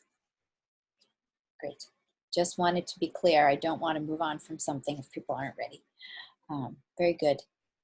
So now we are on to our agenda item 6, which is a discussion of the much anticipated East Milton Deck project. And we have MassDOT here with us. Mr. Daly, I believe, is the leader of the team who is here today. And I don't know if Mr. Dennehy would like to say something first. Sure. Thank you, Madam Chair. If I could just introduce the group. So Emily Regan is here. She's going to introduce some folks from Howard Stein Hudson, who this board's very familiar with, who were the lead engineers in designing this project. Obviously, for those that live in East Milton and those that have lived in our town for a while, this project has been developed quite a bit. We are now at the point where they are ready to start construction. I fully appreciate them coming out tonight to enlighten this group. They had a meeting with our state electeds yesterday. Both Senator Timilty and Representative Driscoll were briefed on that. And they're starting a campaign of public notification. So without further ado, I'll introduce Emily Regan, who can introduce the group that's here tonight to talk about the project. Thanks, Administrator. Can everyone hear me okay? Yes. Great. Thanks, Madam Chair and members of the board for the opportunity to participate tonight. My name is Emily Regan. I'm with Joyce Consulting, and we are supporting the MassDOT team on the public outreach for this project in coordination with the team at McKay Construction. We do have several members of the team joining us tonight. From MassDOT District 6 Construction, we have resident engineer Laura Montiel, area engineer Juan Taveras, Chris Melch from Howard Stein Hudson, our design consultants, and Kyle Linetto from our contractor, McKay Construction. So our work from a public outreach perspective will be focused on maintaining an open dialogue with the community throughout the project, making sure that we're sharing the information that's most relevant to residents and business owners, and making sure that we achieve a predictable flow of communication to make sure that we're keeping everyone informed over the next several months. Our goal is certainly to have no surprises for any individuals or businesses. And so starting with tonight's presentation to the board, we'll begin a public outreach campaign to engage with each stakeholder community in and around the square. And we certainly look forward to your feedback in this area and very much appreciate your guidance. So tonight I will walk you through the presentation that provides an overview of construction and public outreach plans. We'll be handing it over to Kyle at McKay once we get into some of the specifics around the construction phasing. We will be holding a virtual public information meeting 1 week from tonight that would allow for all public comment, questions, and feedback from residents and business owners. And we'll get that information up on the screen at the end of this presentation tonight. So if that sounds all right, I'll just jump right into the presentation, and then we can open it up for your questions. Please do. Okay, so next slide.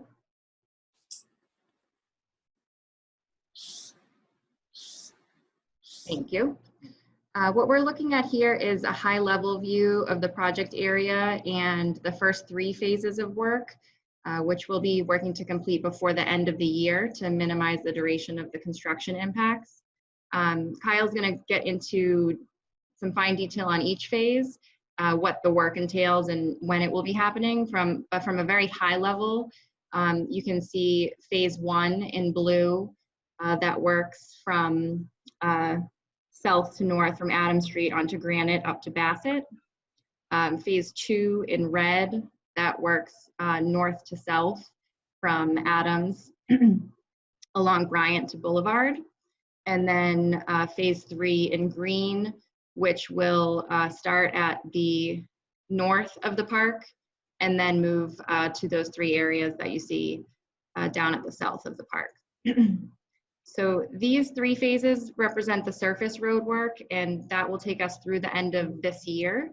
In 2021, phase 4 will be moving into the park for the work on the bridge deck and the reconfiguration of the park.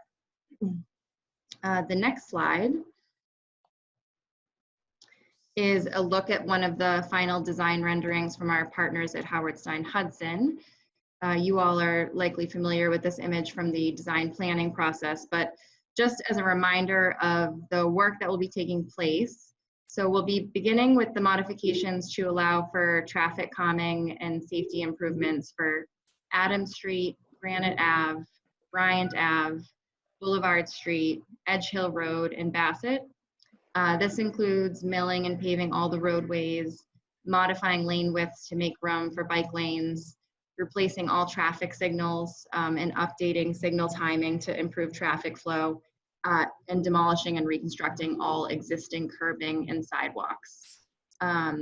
Work will then move to the park and the bridge deck reconstruction, and this design is intended to reinvigorate Manning Park as a more inviting environment. We'll be planting 67 new trees, 800 shrubs, and 368 perennials in the spring of 2021, as well as formally converting the Adams Street crossover for use as a hardscape area for cyclists and pedestrians, and for hopefully for special events in the park. We know that many of these improvements have been decades in the making and the result of a lot of hard work here in town. So while we know that no one likes to hear about construction impacts on major thoroughfares, we do hope the community is excited for the end result of an improved experience for pedestrians, cyclists, and motorists, as well as some reinvigorated open green space.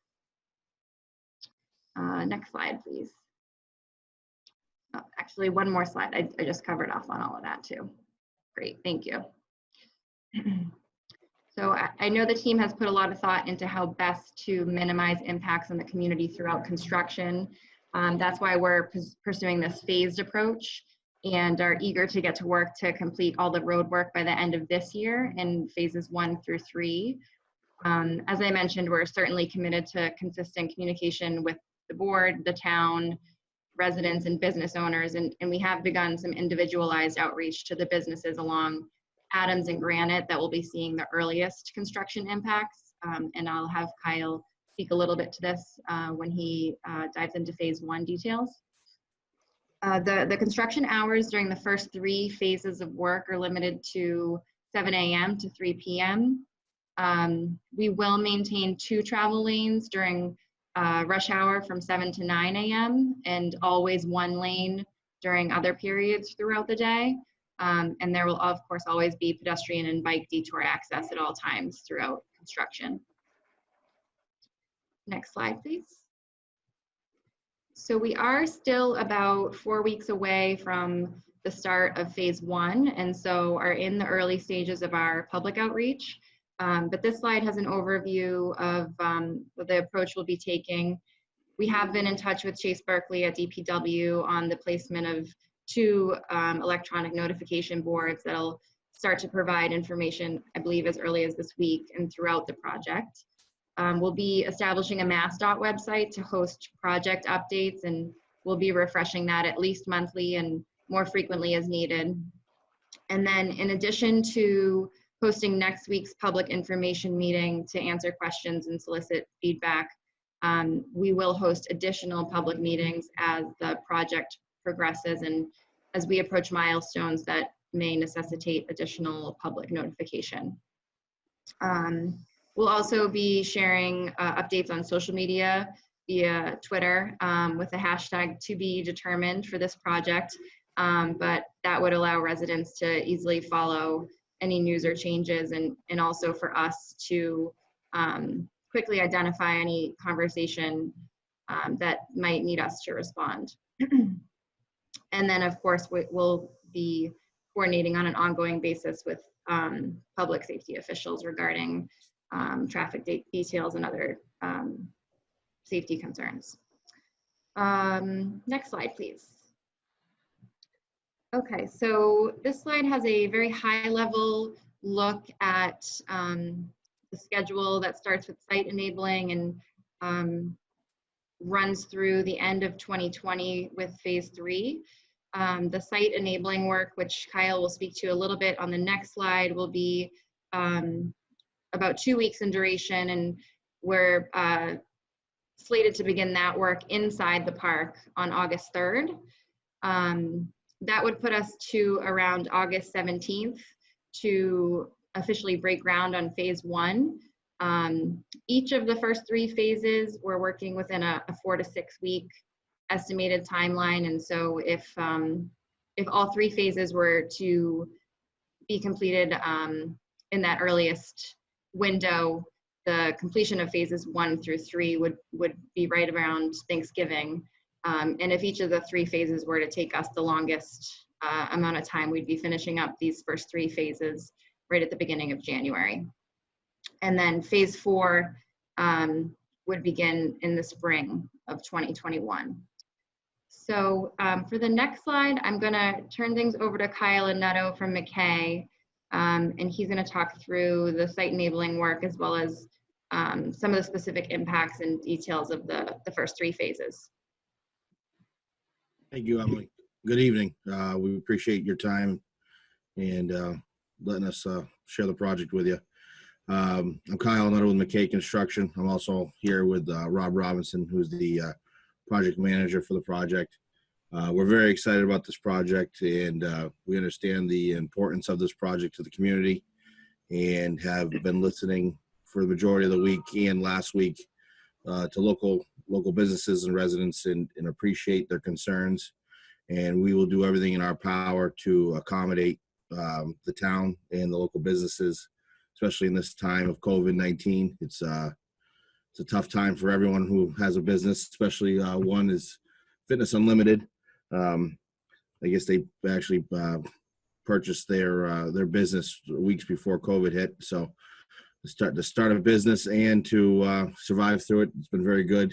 That's been one of the people we've been working with. So the site enabling portion of this work is very important to us and to them. It allows us to utilize the space in the Manning Park for our purposes of lay down, equipment storage, and other items like that, so we can keep the streets as clear as possible so we're not stockpiling on the streets and other things like that that sometimes you see other utility contractors do. So allow us to keep our curb off to the side, any small piles of dense grade, things like that in that nature. So we'll keep the roads as clear as possible, when we're not working. The other part to kind of come first circle with Fitness Unlimited is, I think everyone knows, They've been using a portion of the park right now for their classes that they run in the morning between around 6 to 8, I think, and then they pick up again at 4. We've spoken to the business owner and have pledged a portion of the park during the first 3 phases to allow them to continue holding their classes outside in a safe environment.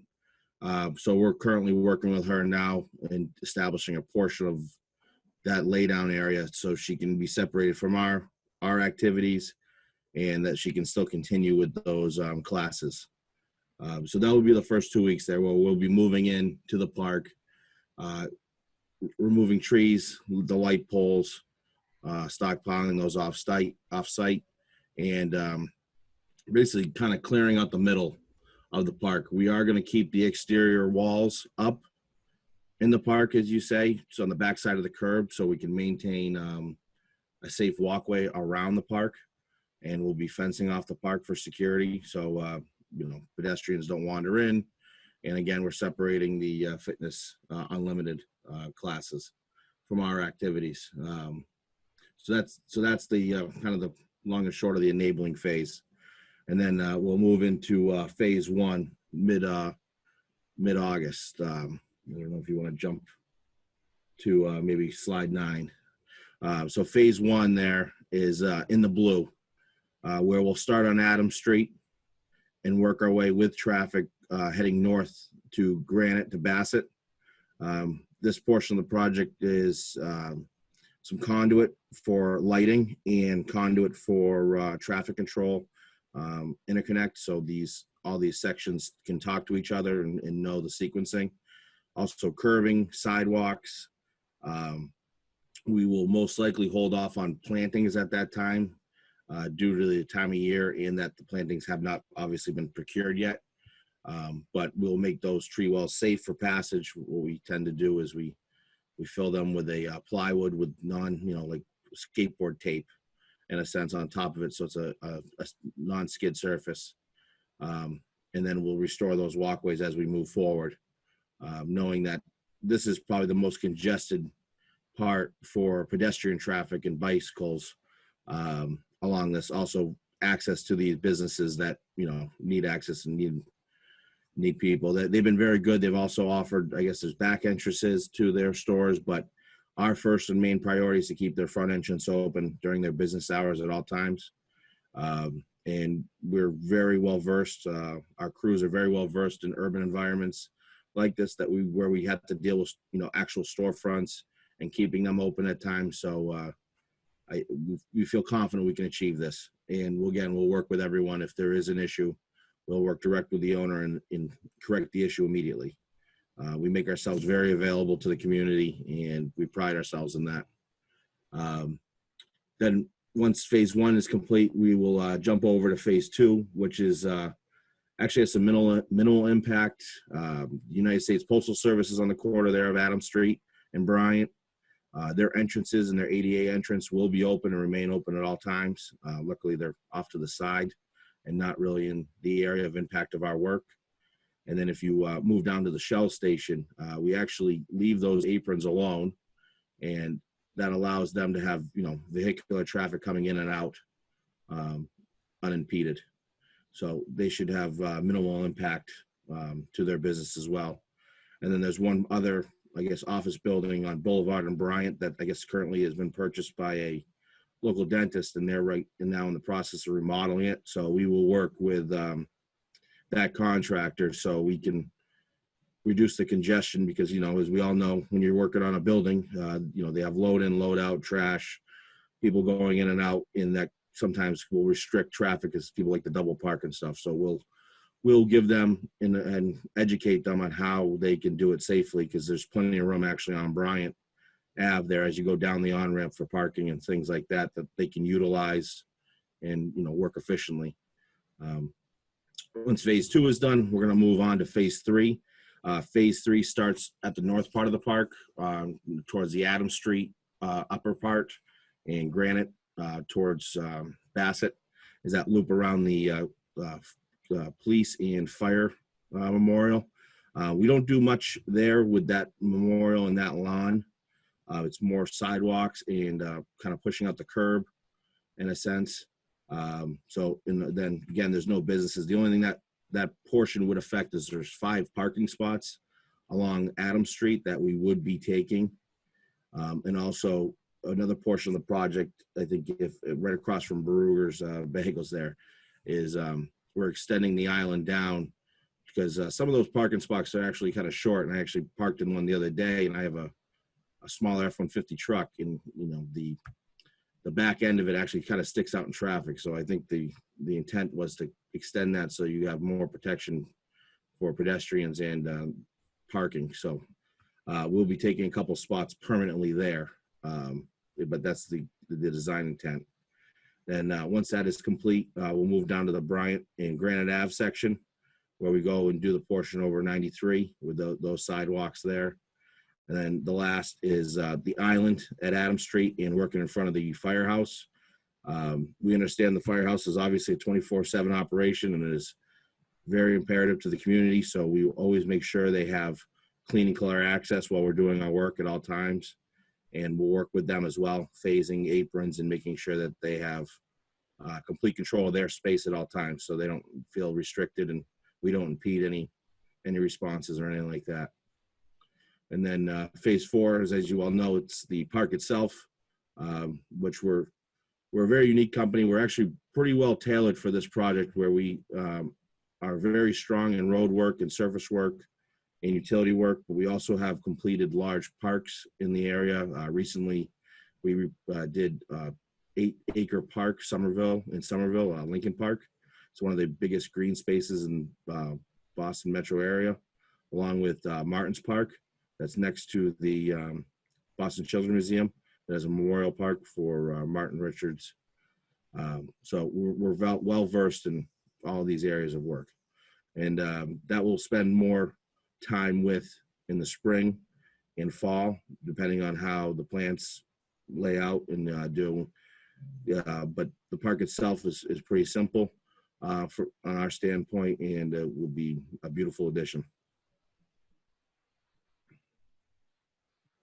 And if we want to roll through the slides real quick, you kind of can see the areas in green that are impacted in phase 1. Again, we're going to work from Adams Street up to Granite Ave to Bassett and work our way with traffic. It's always the safest and the best. Maintaining those 2 travel lanes. Phase 2, that's on the USPS side and the Shell side. So you can see that we keep the Shell aprons open, and if you look closely, the lightly shaded areas show the entrances to the Postal Service. And then phase 3 that's the first part of phase 3 is that top portion that we talked about on Adams Street near Bassett, where we extend that island down towards the gas station. And then the lower half of phase 3 is that final portion of work that we do in front of the firehouse and bringing that other island in a little bit on Adams. Thanks, Kyle. I think we can advance one more slide, Hillary. Thank you. So we have set up a 24/7 project hotline for residents and all stakeholders to be able to call with questions or concerns once work is underway. I've listed your points of contact for MassDOT here as well. And as I mentioned, we'll be establishing a MassDOT website for this project, as well as an email address. And we'll make sure to widely publicize that starting with next week's public information meeting. I believe the details of that are on the next slide. So we'll be having a virtual public information meeting next Wednesday night at 6:30 p.m. We'll be using Zoom. I believe we're working to place ads with the local publications. We have been in contact with the East Milton Neighborhood Association to make sure that they're aware of these presentations to help share with their membership, and would also ask for the town's help to make sure that we are able to drive folks to the meeting next week to have any questions answered. We'll also plan to record the meeting next week, and they'll be made available on the MassDOT YouTube channel, and we'd be happy to share that with the town as well for cable access or other use. So that completes our run through the presentation. We're happy to flip back to any of the slides if you needed to take a look at those plans that Kyle walked through or otherwise. But thank you so much for having us, and we look forward to continuing to work with you as this project continues. Thank you, Ms. Bruce. Do any of the members, oh, Mr. Dennehy? Before they go and before the members have any questions for them, I'll be the conduit for that, and I will publicize through social media and the town's website the upcoming meetings and work with this group to make sure that the neighborhood residents, customers, business owners are all notified. Chase Berkeley's been working closely with this team, and Donnie Daly, the MassDOT representative, I've worked for decades. He's top notch, and the group that presented tonight, I think everyone's going to be happy with the public outreach portion of this. And then once we get underway, the work that they'll do. So certainly here to help. Are we able to get these the presentation up on our website? Emily, we'd love to have that deck of slides if you could. Yeah, absolutely. Thank you. Ms. Rizoulis, I believe you raised your hand. I will. I do have one question. I didn't realize I raised my hand. And this is either for Mike or for Ms. Reagan. And I appreciate all the outreach efforts, appreciate getting in touch with the East Milton Neighborhood Association. We recently had a construction project in my neighborhood.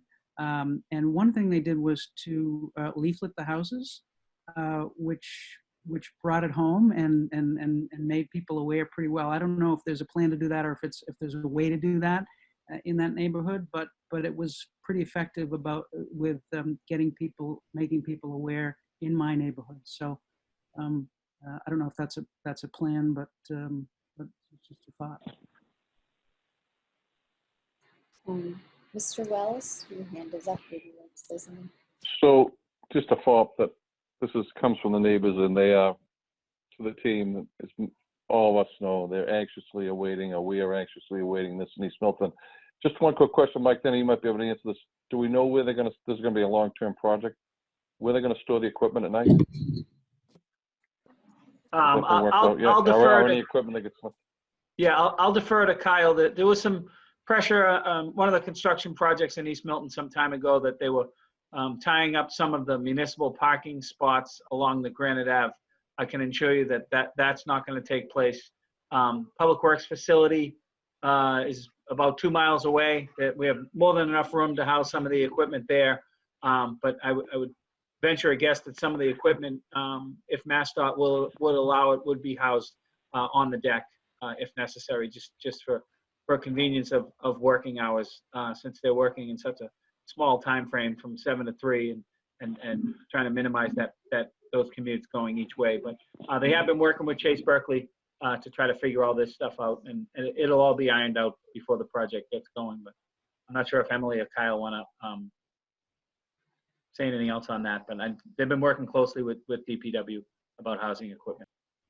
Yeah, no, I appreciate that. Yeah, that is our intent, is that we do not take any spots, because we know the real estate is precious, and that the beauty of the site enabling package allows us to use that as a convenient laydown yard for the entirety of the project.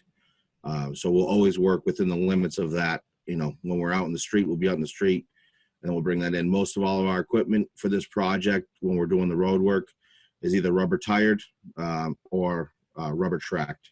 That's so it minimizes obviously any damage to the road, and freely walks back and forth without any damage. Thank you. Because sorry, go ahead. Well, I do see that Representative Driscoll is still here, and if the members wouldn't mind my interrupting our discussion, I know that he also is in session, and I'm not sure if he'd like to speak, because I believe he also attended the pre-construction meeting. So Rep. Driscoll, if you would like to speak, just please raise your hand. Oh, yeah, yes, please, go ahead. Hi, thank you, Chair. Yeah, I wasn't planning on speaking, but you did see the presentation. You know, like Member Wells said, it's a long time coming, as everyone knows. So excited that this project is going to get started. You know, not as excited about another couple of years of construction in the square, but I think everyone sees the light at the end of the tunnel now with this design and ready to roll. You know, I think the only question, you know, the only kind of flag that the biggest flag that raised for me was just the nighttime work and making sure that to Member Zulis's point, is kind of clearly leafleted throughout the neighborhoods that might hear it. I think would be helpful. Obviously, we all realize the benefit of working at night, particularly on the highway underneath the deck. I think is what the project team was referring to. But obviously, you know, sleeping hours are most precious. So whatever we can do to mitigate that, I think would be most appreciated. But otherwise, yeah, looking forward to the project starting up and be following along as progress continues. Thank you. Mr. Doyle? Thank you, Madam Chair. I want to compliment both of our presenters, Emily and Kyle, on a very, very nice job. I would ask if in the presentation materials, they might be able just to accent what they articulated so very nicely about the public safety fire station being not impeded in any way, shape, form, and supported during and by the project. And secondly, the long-awaited traffic controls work that will be done as well. Thank you. Are there any other members who wish to speak? Richard, your hand is up. Do you have another question? No, Madam Chair, you got me. I'm good. You already know where I'm at on this. Let's go. Okay, great. Thank you. Well, I want to thank our presenters and everyone who's attended and working on this. We really appreciate it, and it is much anticipated, and there have been a lot of good things presented to us. So we look forward to getting the word out on that meeting and to continuing to work with you as we go along. Thank you. Thank you so much for having us. Thank you. Thank you, Emily. Thank you, Kyle. We'll be in touch. Thank you. And thank you for Mr. Dennehy for continuing to be our liaison on this. So our next item is our bond anticipation notes, and I believe our treasurer, Mr. McAuliffe, is with us. Madam Chair, while you're waiting for Jim to transfer over, I'm going to be recused on this matter, so I'm going to turn off my video feed and mute, but I will leave the meeting going, and I'll join you when you're finished with this agenda item. Okay, excellent. Thank you very much. Mr. McAuliffe, the floor is yours. Hello. Hello. Yeah, okay. I'll keep this brief. I know you have a long meeting tonight. We're renewing a bond for another 6 months. This band is going to run from August 3rd through February 18th. We're going to roll it all into a bonding issue. We held an auction on July 20th. We received 6 bids. The lowest bid was TD Bank North, and it was for 0.730%. The previous band was 1.98%. So we get the interest rates have really come down. It's about a third of what it was. Mm-hmm. So that this band is going to run through February 18th. At that point, we're going to roll all the bands into a bonding. So I'm just asking for a vote on this today, and I need signatures tomorrow morning. Thank you for the reminder on the signatures. Excellent. Does anyone have any further questions or comments or no? I'll entertain a motion.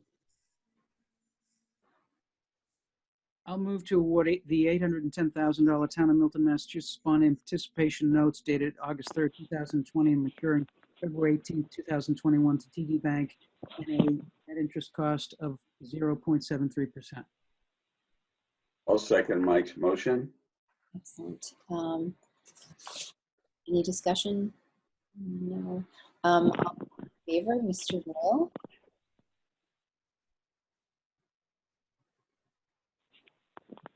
All those in favor, Mr. Doyle? Yes. Mr. Wells? Yes. I think I said yes. Okay, that was you. Okay, Mr. Doyle. Oh, my bad, Madam Chair. It sounded He's like you said impersonating me. That's all right. My vote is yes. Excellent. Mr. Zulus? Yes.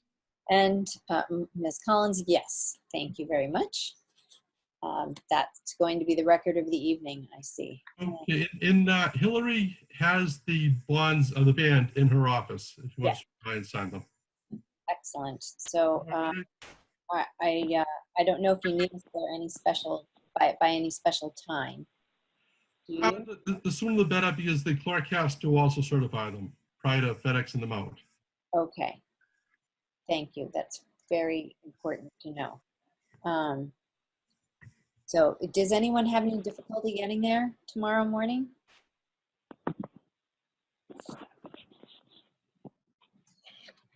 Okay.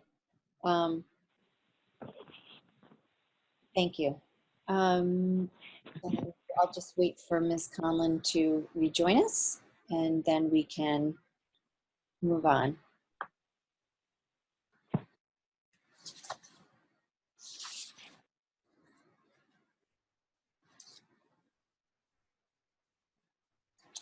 Maybe we should text her.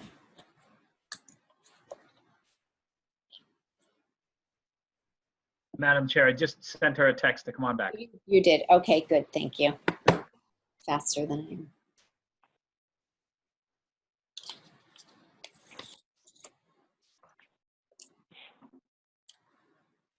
You can start without me. I had to run down the hall to make some tea because it is going to be a late night, I can see. Okay. Sorry about that. Thank you. Excellent. So now we move on to the special town meeting warrant. And this evening, we're just simply talking about taking positions on the articles. We have another chance if we should need it to finish this up, but it's a good idea. We have two that have had changes to them. And the first, I was going to suggest we take those last, but the Milton Village Mixed Use Planned Unit Development Overlay has the next couple depend upon it. So perhaps we can just start with that today. Through it, and does anyone have anything they wish to say or have questions first?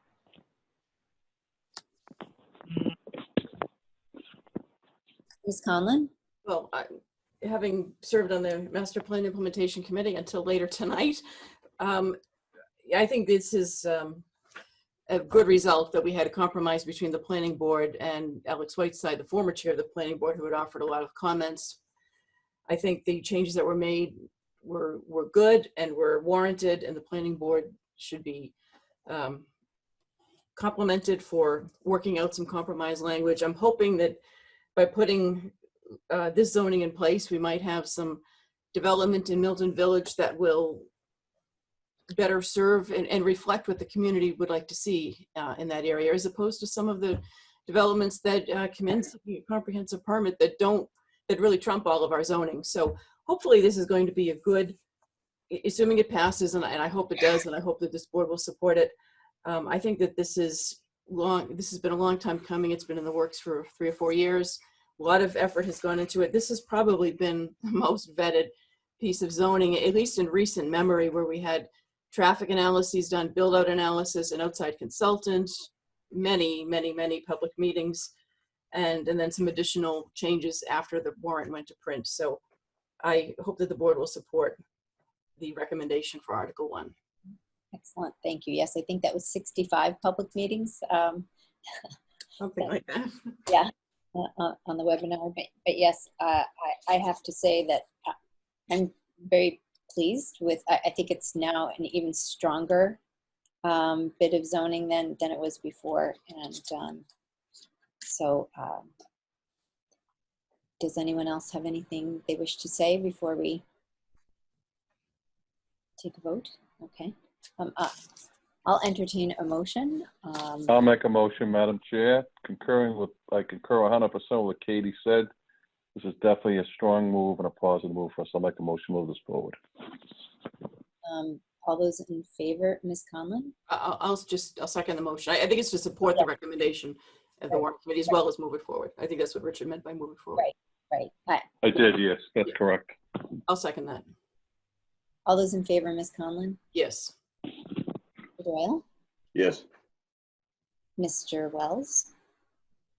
Yes, and I apologize for my earlier when I jumped in. I thought you said Mr. Wells. I thought I was off. Oh, no, that's okay. Mr. Zulus? Yes. Ms. Collins? Yes, and I mean, I just did the same thing with the second, so you can see that I'm eager to do this.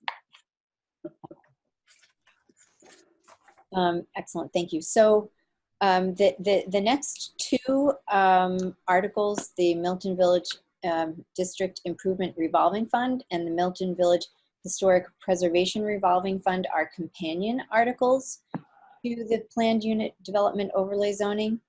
And these are simply revolving funds that would allow any payments in lieu of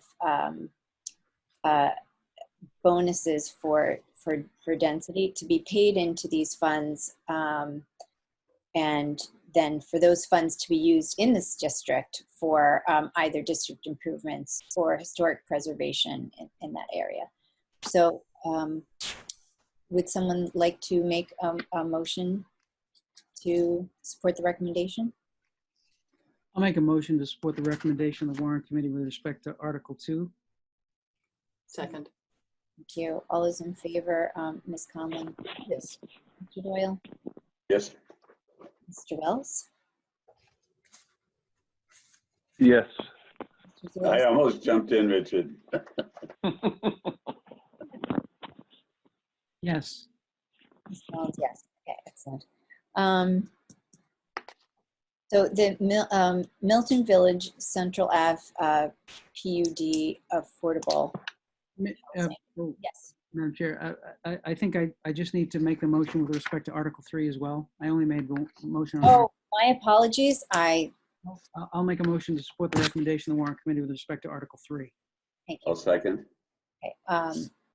All those in favor, Ms. Conlon? Yes. Mr. Doyle? Yes. Mr. Wells? Yes. Mr. Zulus? Yes. Yes. Actually, this next article is also a companion to the PUD and has to do with changing some of the zoning there around affordable housing, because the inclusionary percentage is 12, and the feeling was it should match previous zoning where the extra space storage is, if I have that correct. So I'll entertain a motion to support the recommendation. So, Madam Chair, I'll make a motion to support that article. I'll second. Mr. Doyle. All those in favor, Ms. Conlon? Yes. Mr. Doyle? Yes. Mr. Wells? Yes. Mr. Zulus? Yes. Collins, yes. Okay, thank you. So number 5 is the Community Preservation Act. I'll make a motion to accept Mass General Law, Chapter 484B, Section 3 to 7, Community Preservation Act. Okay, a motion to support the recommendation. Okay. Do I have a second? Second. Thank you. All those in favor, Ms. Conlon? Just discussion, Madam Chair, before we, Yes, of course. we vote. Yeah. I am a little bit conflicted on this one, and I did support the Community Preservation Act back in 2012 and was the co-chair of the Yes on One committee. My concern is that, and we talked about this before, my concern is that we're going to be going we have a fire building project coming up, a school building project, so we're going to be seeking debt exclusion overrides for both of those. We know what the situation is up at the state with the state budget, so kind of looking towards the town finances. Been a few years since we've had an operating override. I think we're going to need another one fairly soon, and we're waiting to see what's going to happen at the state. So I am a little bit concerned about all of these votes that are increased taxes going to the voters in what I think could be a fairly short period of time. We're not entirely sure what the schedule might be for a school building project. The fire building project is probably going to be somewhat ahead of that. And while some of these funds, if the CPA passes, could be used to help the fire building project, my concern is a lot being asked of the taxpayers within a few short years. I think that's the comment of the warrant article, which is a little unusual for the warrant committee to report its vote. It looked like there was some discussion at the warrant committee possibly along those lines.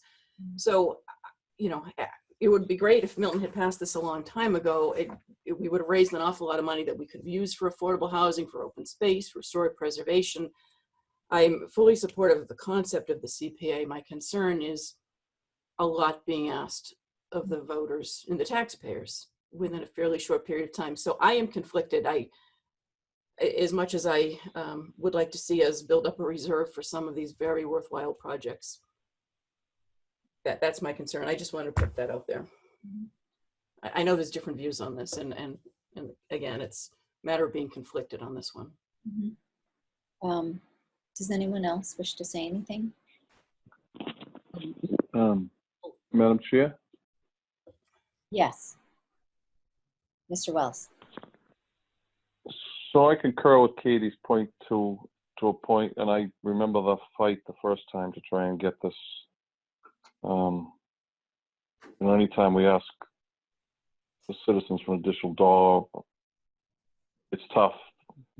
The one solace I do take in it is two things. One is that a big bulk of the fire station project is going to be paid by the Hurley Amendment, which would be very good. And then the CPA might be able to be used to offset whatever that it can't be used. And God knows how many things going forward. When I look at how many communities have passed it since this town first tried back in, I don't know what year it was, Katie, I wasn't involved and I was chief then, but I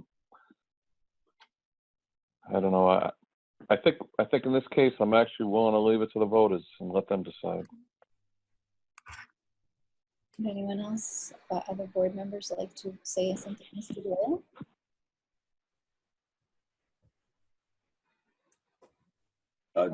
So did you call Mike or?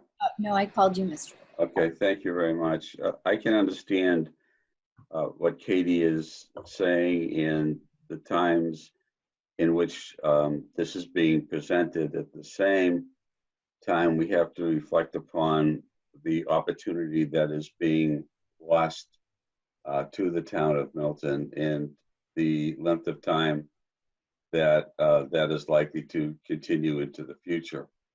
I have an affiliation with another town in Massachusetts by virtue of a property that my family owns, and this year alone from their CPA contributions over the past 20 or so years, they've been able to put $2.6 million into betterments in their communities, which are strategically very important.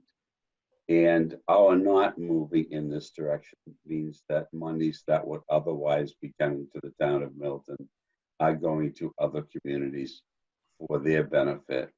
And I look at this both ways, reflecting upon what Katie said, and also upon this as an opportunity cost and what it is that we would lose, over how much time we would lose it, and what the compounded impact of that would be financially.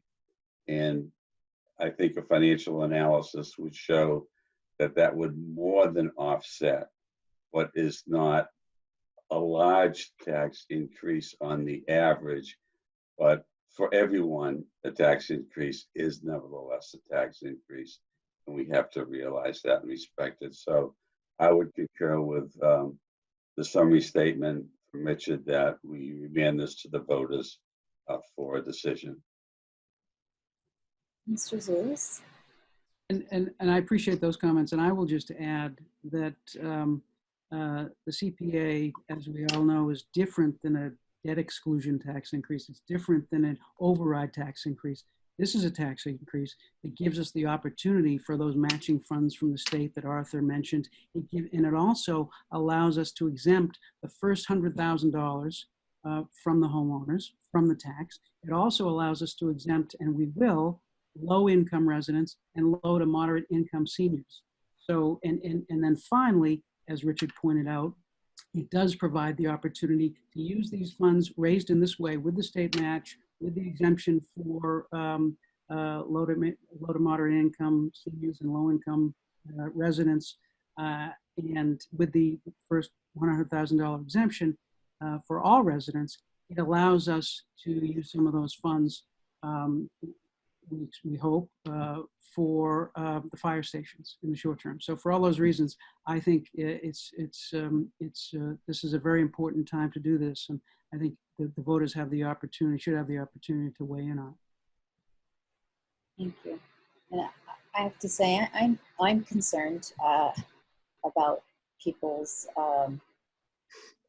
finances and abilities to handle things. But as Mike was saying, there are some provisions to help with that, and I think too, where the article is not calling for 2% or anything like that, and those matching funds could really help us. We've struggled to actually fund our affordable housing trust. I think the board has made a valiant effort to put money in from the operational budget, but it requires additional help. So there are many things that we could use those funds for going forward. So I agree, and I feel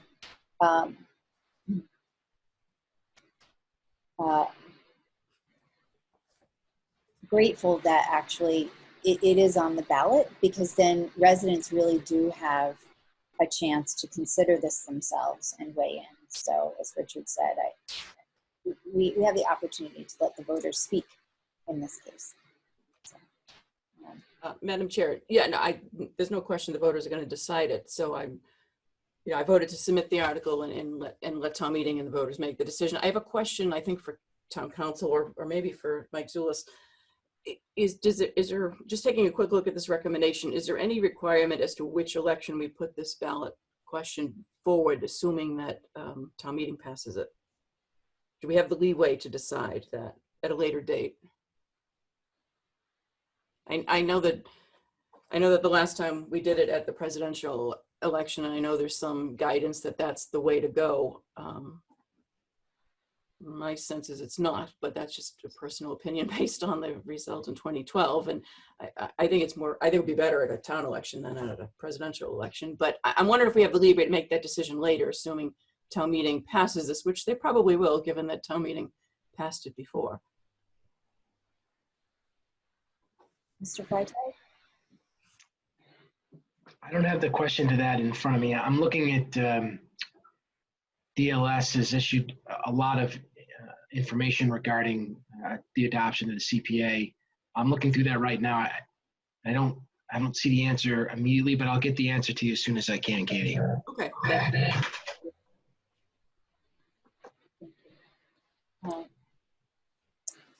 It's too bad Tom Callahan's not here. Okay. Thank you. Well, I'll entertain a motion if there's no further discussion. Or actually, I guess we had to add it seconded. My apologies. Getting late. All those in favor, Ms. Conlon? I'll vote yes with a little bit of hesitation, but I see the merits of it, so I will vote yes. Thank you. Mr. Doyle? Yes. Mr. Wells? Yes. Mr. Zulus? Yes. Ms. Collins, yes. Okay. Article. Excuse me, Madam Chair. Yes, Mr. Vital. If I may, I'm sorry to interrupt, but to Katie's question, the answer is that the acceptance referendum must be placed before the voters at the next regularly scheduled meeting or state election where the municipality can comply with the applicable referendum notice requirements, which are 35 days notice. So if it got passed at town meeting, it would have to go on the next election slate, which would be this fall with the presidential election. Okay, thank you. You're welcome. Madam Chair, Yes, Mr. Wells. wouldn't it be on the September 1st election, the The primary. state election? No, I was wondering about that. Mr. Freitag? That's a statewide election. Right. That may be, that very well may be, if that allows for the 35-day notice. I think it does. I think it does. 30 days and, well, you're close. Seems a little tight. Seems a little tight for September. And obviously there have to be educational campaigns. Okay. And that's one of my concerns is with COVID, but. Right. So, but it sounds as if it has to be at the next election as long as that 35-day standard is met. Is that correct? I believe so, but I'll take a look at this some more and follow up with an email to the board. Okay. Thank you. Thank you for the question, Katie.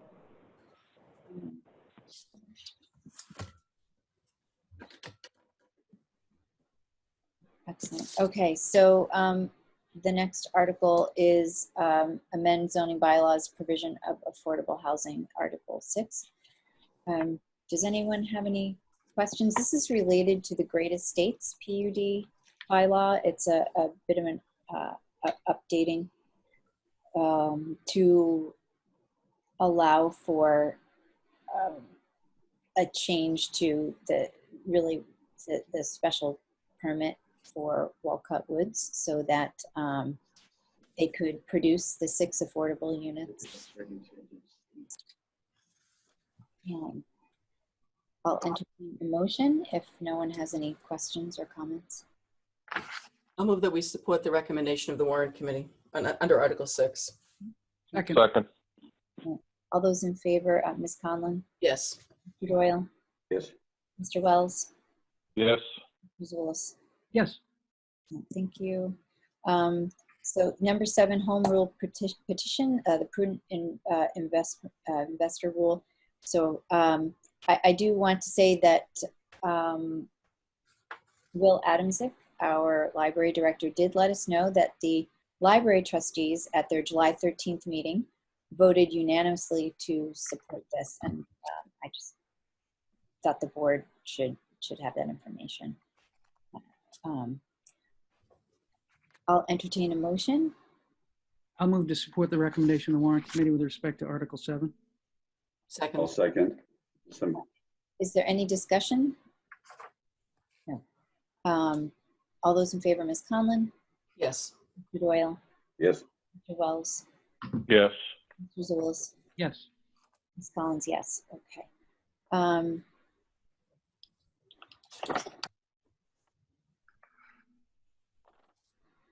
I'd like to take these out of order. Does anyone have any objection? Okay. I'd like to skip to 9. Acceptance of MGL Chapter 40, Section 3, the carryover and expenditure of local option. I'll move to support the recommendation of the warrant committee with respect to Article 9. Second. Second. Any discussion? All those in favor, Ms. Conlon? Yes. Doyle? Yes. Mr. Wells? Yes, and ignore my request to speak, Madam Chair. I just said that too. I don't have my hand up. I had a by mistake. Okay, Mr. Zulus? Yes. Ms. Collins, yes. Okay, and then number 10 authorizes the select board to establish 20 mile/hour safety zones. Do I have a motion? I'll make a motion to authorize the select board to establish 20-mile-per-hour safety zones. I will second. Any discussion? All those in favor, Ms. Conlon? Yes. Mr. Doyle? Yes. Mr. Wells? Yes. Results. Yes. Collins, yes. Okay, thank you very much. At least we have those out of the way. Now we're on to 8. So electronic delivery of warrants. And this is another article for which there would be green sheets where I'm sure anyone who has, any town meeting member who's received and read their warrant realizes that with the need to get this printed in a timely manner and some difficulties for the warrant committee getting a quorum, that that the recommendation did not make it in, and I do apologize for that. But there has been, there is a green sheet, and there have been both some amendments to what the board actually voted. So I think the way to do this is to probably first adopt the article, you know, as written on the green sheet, and then to discuss whether the board would like to entertain the amendments, and then vote on those. Okay. All right. I don't see any. Do I see anyone with an alternative plan they'd rather follow? I have a question. Yes.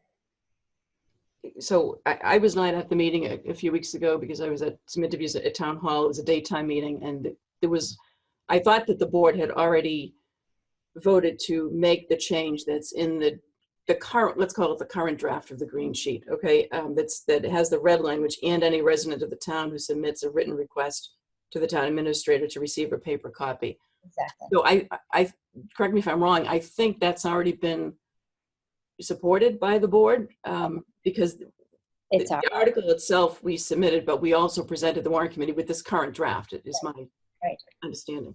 Okay, well, thank you for that. So could I just speak to that? Having not been at that meeting, I always understand the need to try to pursue a compromise here. I had some concerns about the language, and I know it was based upon a good faith effort to address concerns that came up at the June town meeting. My sense of the discussion at the June town meeting is that unfortunately we did not present our article first.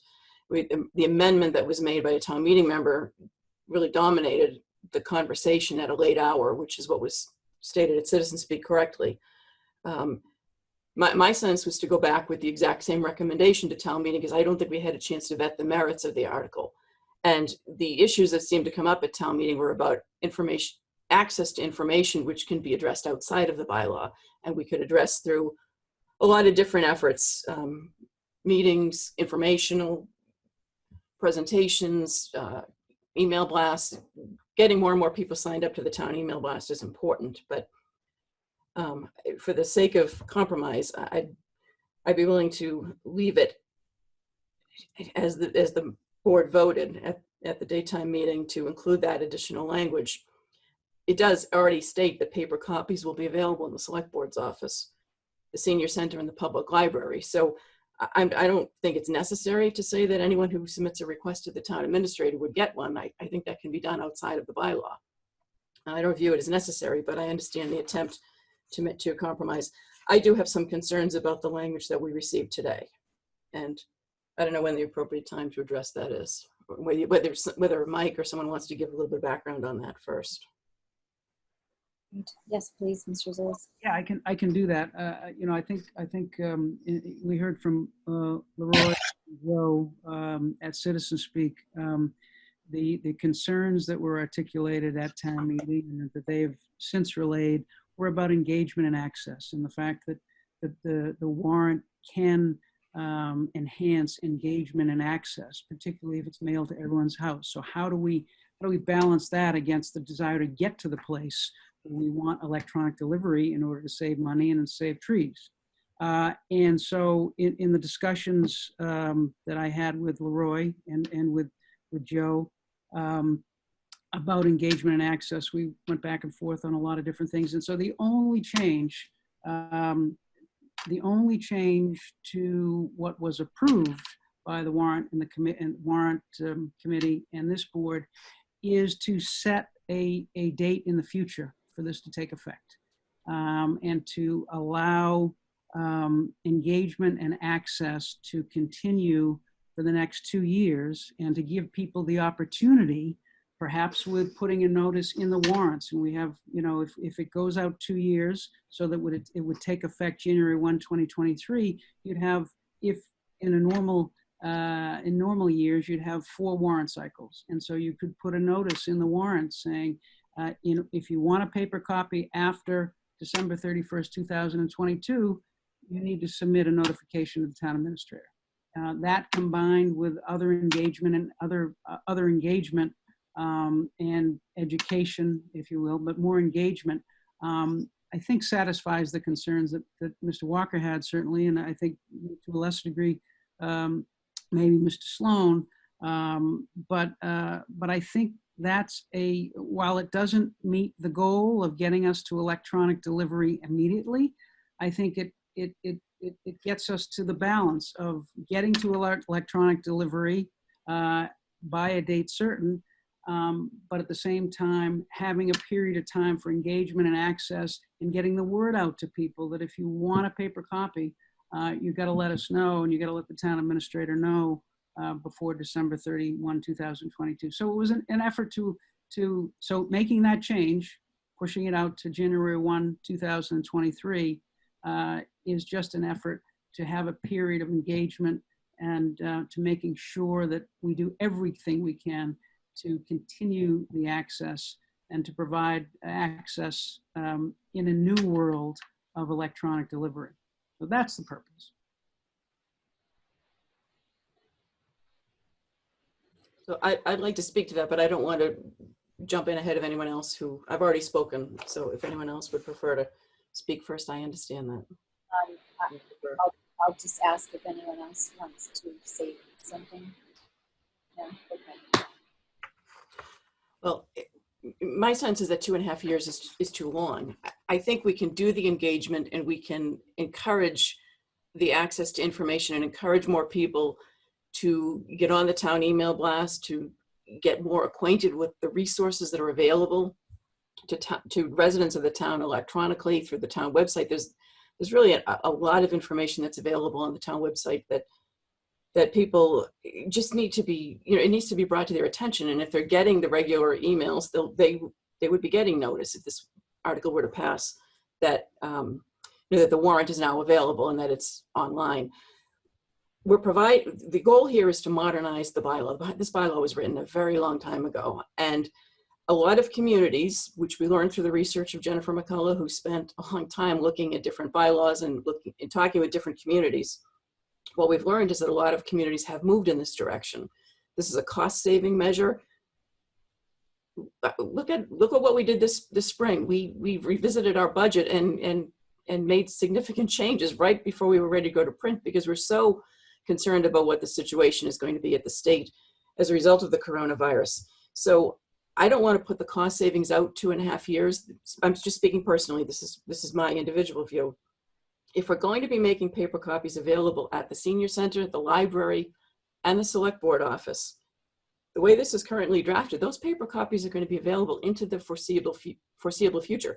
That's what we wanted. It's certainly what I want. I'm hoping 15 years from now, we're still going to have paper copies available to people who want them at the senior center, at the town hall, at the library. So the current draft would say that anyone who sends, I think it should be request rather than notification to the town administrator to receive a paper copy. The cutoff date for getting a paper copy mailed to you is December 31st, 2022. But there's no cutoff date for the paper copies to be held at the town hall.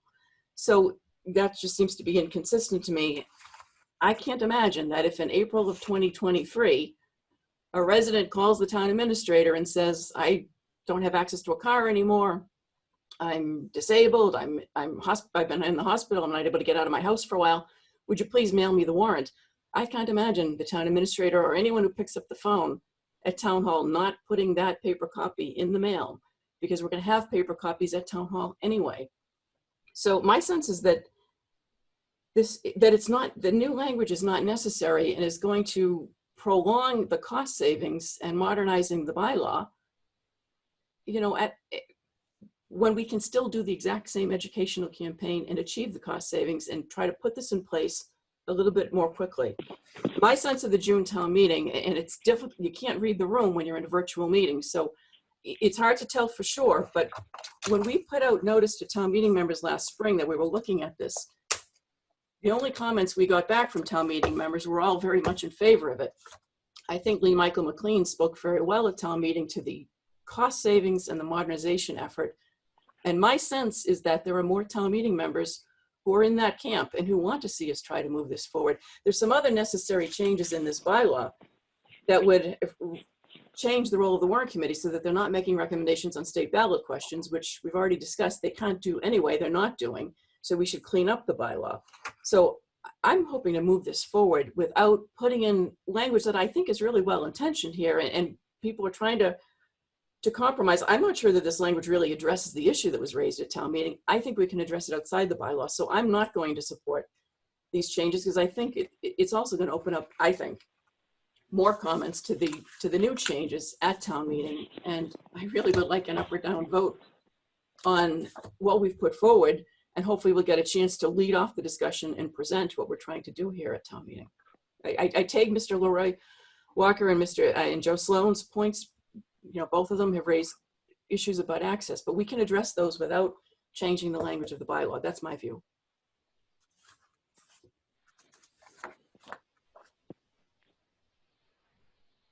Would anyone like to say? Madam Chair. Madam Chair. Mr. Watts? Can you hear me? Yes, yes, go ahead. So, first off, in deference to the work Mr. Zulus put in on this, in one word, I ditto exactly what Katie said, everything. And Mr. Walker's my friend is Joe Sloan, but I take it right to a committee that Leroy sat on for a long time, which was the Town Government Study Committee, which was part of moving our government forward via structure, by operation.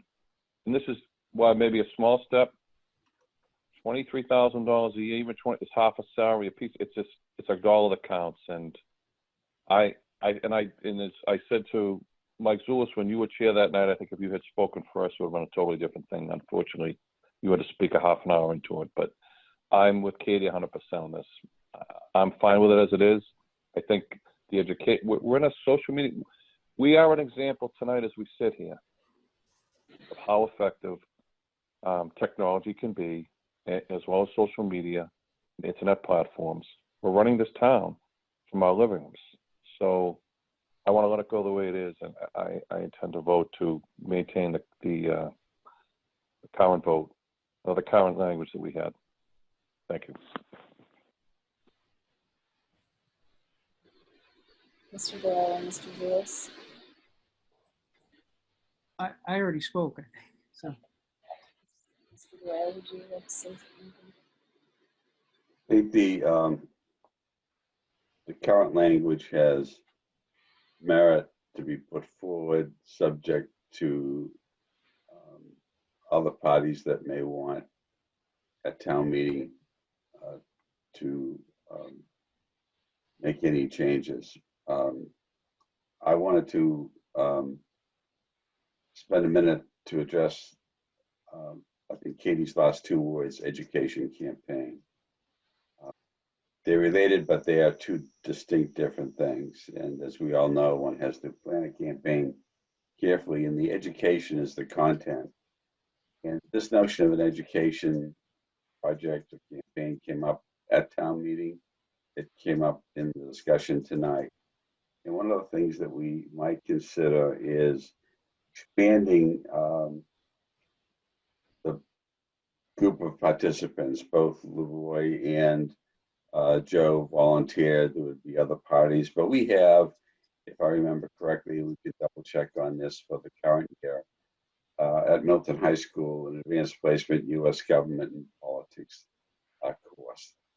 And when you think about that in combination with the community service activities and projects that the high school has so successfully run for many years, combining the two of those and having something developed that's contemporaneous and educational for a very diverse population, those that have been here for a long time, those that are new, and so on down the line.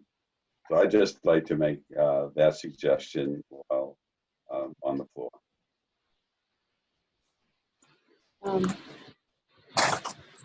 Well, this is difficult. I have to admit, I read the date wrong. I thought it was a year sunset and not 2 years. And I'm very concerned about community engagement. I have trouble using the website. You might say that it's just me, but there are often something that was in one place is then moved to another place, and I think it's not always that easy to use. And there are, in thinking and listening to people, the community engagement in the campaign is very important, and I think the board intended to do that all along. And Mike actually said it's not an either or, it's a both and. And so I'm a bit stymied. I said that I would also work on the education campaign because I believe in it. And I'm not really sure. Just hearing Katie say that perhaps we weren't able to make a clear case because of the timing issue. I have to admit I'm now a bit confused about what position I would really want to support. I do want to work on the education campaign. I think a year could give us time. Richard made an excellent point, which being on the finance committee, I should have thought of, but that's that's a half a clerk's position. We wish actually more, but and now we're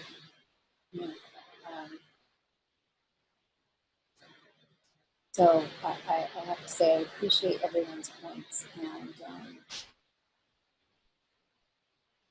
if people would like to continue, I'm prepared, but I just felt that I should share. Oh, Mr. Lewis? So first, Madam Chair, you're kind of fading out. My hearing, I couldn't quite hear you. There's some kind of static in your sound, so I heard most of it, but static there, you might want. Second, might I suggest we are going to meet before town meeting on the Tuesday, I think. Do we have a half-hour meeting before town meeting on the Tuesday? I think we have an hour. An hour, all right. So I would ask that this, and I think they probably are, but I would just ask that that it be on the agenda for that, and rather than, I mean, the members received this language today, so so it may be, I'll be prepared to make a motion to, I believe, and I'll be prepared to make a motion at that time to make a change to the recommendation. But it may make sense. May make sense to do that then rather than tonight. Ms. Cohen? Mr. Zulus, are you referring to a recommendation on different language and not the current language that's before us? No, the current, the current language, the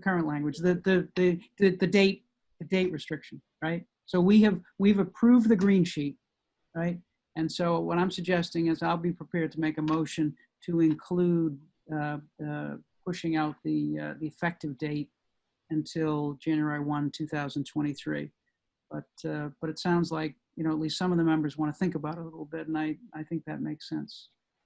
Oh, I'd like to make a motion. I'm going to make a motion that we reject the proposed changes that are before us tonight. I think if you want to revisit it, come back with a different date or some different language, I'm open to considering something else. I've stated what my concerns are. I think it should be, I think what we had even before the most recent change was made was what should go to town meeting. But I think the board should vote tonight on what's before us. And if there's something that can address some of the concerns that were raised tonight, then maybe we bring back some different language on Tuesday or something similar. But my preference would be to vote on this tonight so that we have some clarity for the warrant committee on what our thinking is. Since they're going to be taking this up presumably Monday night. It's their recommendation. It's not our recommendation. Tuesday nights, excuse me, Tuesday night. Very good. So do I have a second?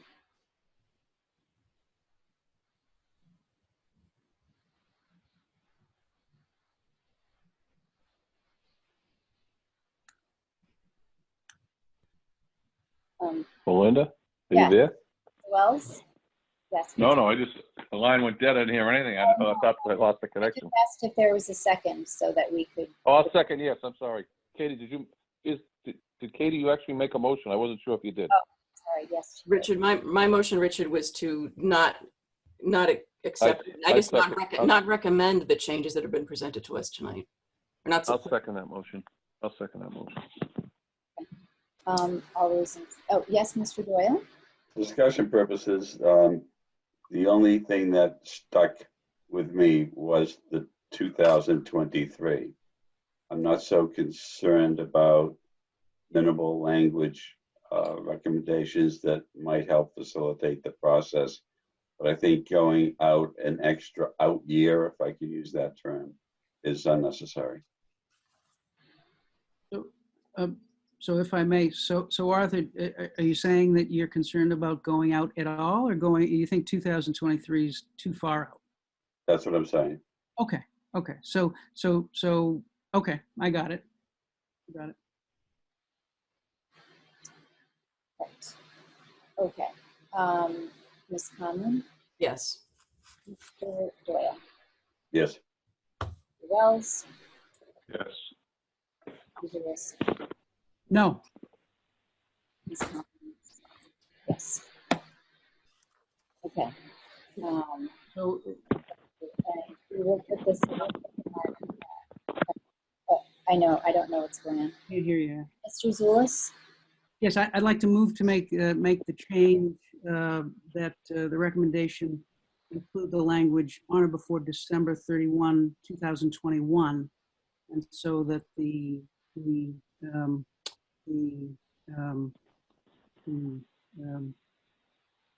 paper copies being delivered would begin January 1, 2023. In other words, just amend the language rather than saying 2023 and December 31, 2021 to move it back a year to January 1, 2022 and December 31, 2021. Okay. Do I have a second? Second for me. Excellent. Any more discussion? All those in favor, Ms. Conlon? No. Mr. Wells? No. Mr. Doyle? Yes. Mr. Zulus? Yes. Collins, yes.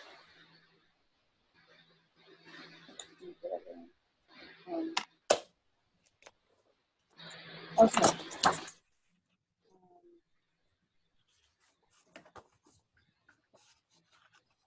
So our next, sorry about that, our next article, our next agenda item is a discussion and vote on retaining a housing consultant and a legal consultant to help the town coordinate its response to any applications that come before the Zoning Board of Appeals for 30B projects. This would simply be to counsel this board and coordinate the town department's responses, because we won't need to look through the applications and give our feedback on those. So does anyone have any thoughts or questions they'd like to share?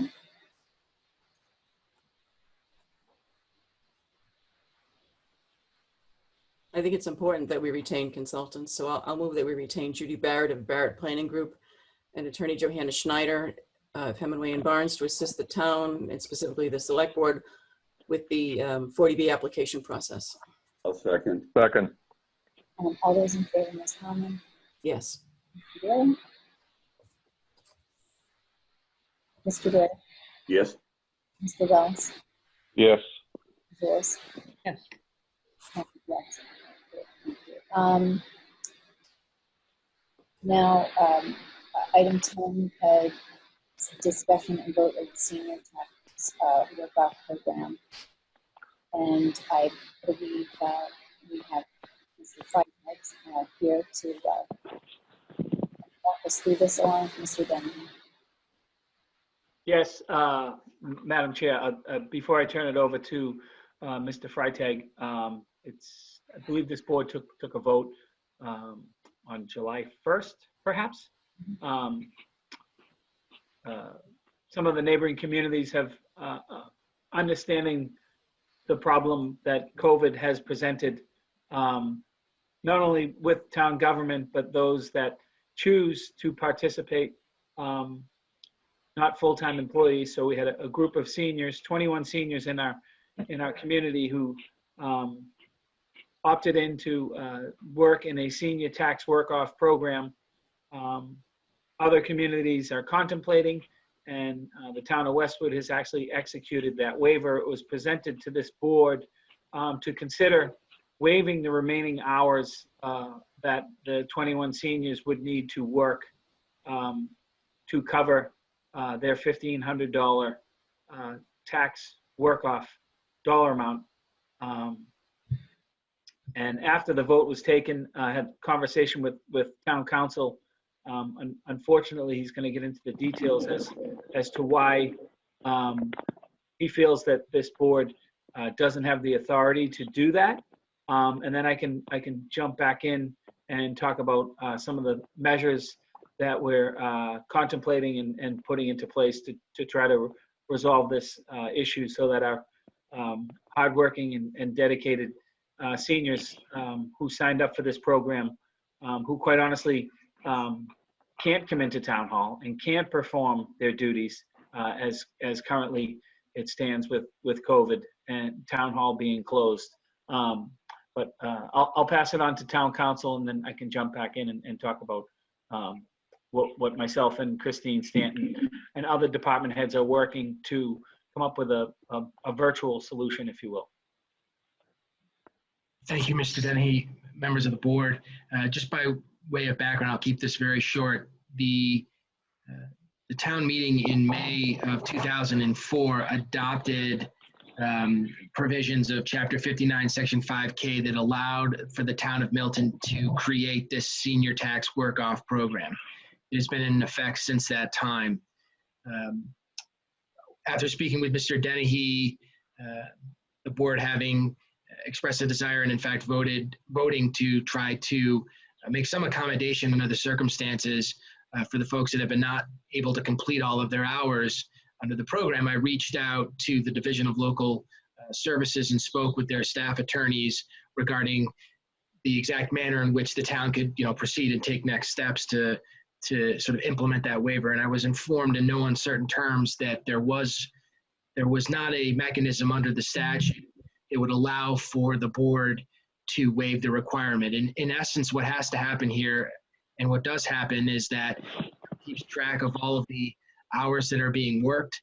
They then certify that every individual that's in the program has worked those hours to the Board of Assessors. Those individuals cannot make more than minimum wage for the hours that they work. And once the town has made that certification, if you will, to the Board of Assessors, the Board of Assessors then coordinates with the Treasurer's Office to issue a tax credit to the individuals that have completed the program.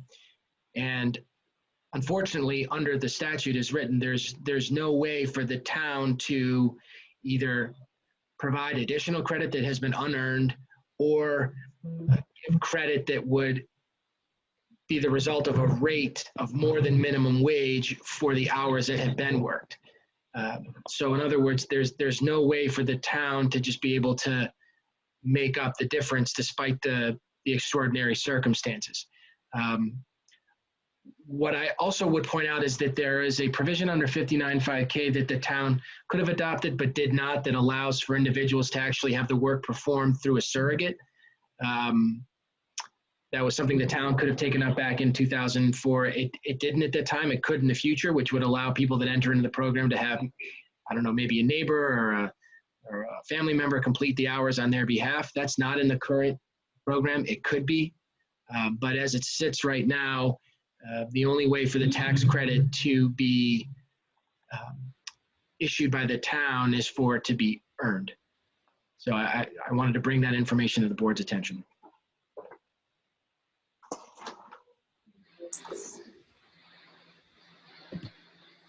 Mr. Benham? Thank you, Madam Chair. Yeah, so in the meantime, understanding the situation as it has unfolded, I reached out to each of the department heads late last week. There are several administrative tasks that have either gone undone because of COVID, or work that ordinarily is overburdening on the department. So we're working with each of the department heads are submitting some tasks that could be accomplished virtually by our seniors. And we're sorting through a list that we should have wrapped up shortly after town meeting. We do have time. We have, the entire month of August, September, October, November, and a portion of December before we have to report these hours to the assessor's office. So we're pretty confident that there's a lot of remote work that could take place so that we can help these seniors who, quite honestly, have been dialing town hall and emailing, wondering how they can accomplish and achieve their commitment that they signed up for. So more to come on that, but we have we're working on a plan to support their hours remotely. I did touch base with Christine Stanton today, and she's been reaching out to everyone, and they have been understanding and receptive, and I'm really grateful. Although I have to say, everyone misses everyone who's either greeting or working in departments. So we really wish actually everybody could be back together. Do any members have a question or a comment?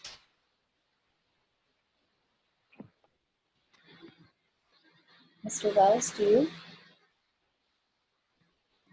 Thank you. Sorry, Madam Chair. Yes, I do. I just want to get it done, Tonka. I just want to find a way to, these seniors really count on this. This is, real money to them, if I might say, use that analogy. So I just want to get this back on track. That's all.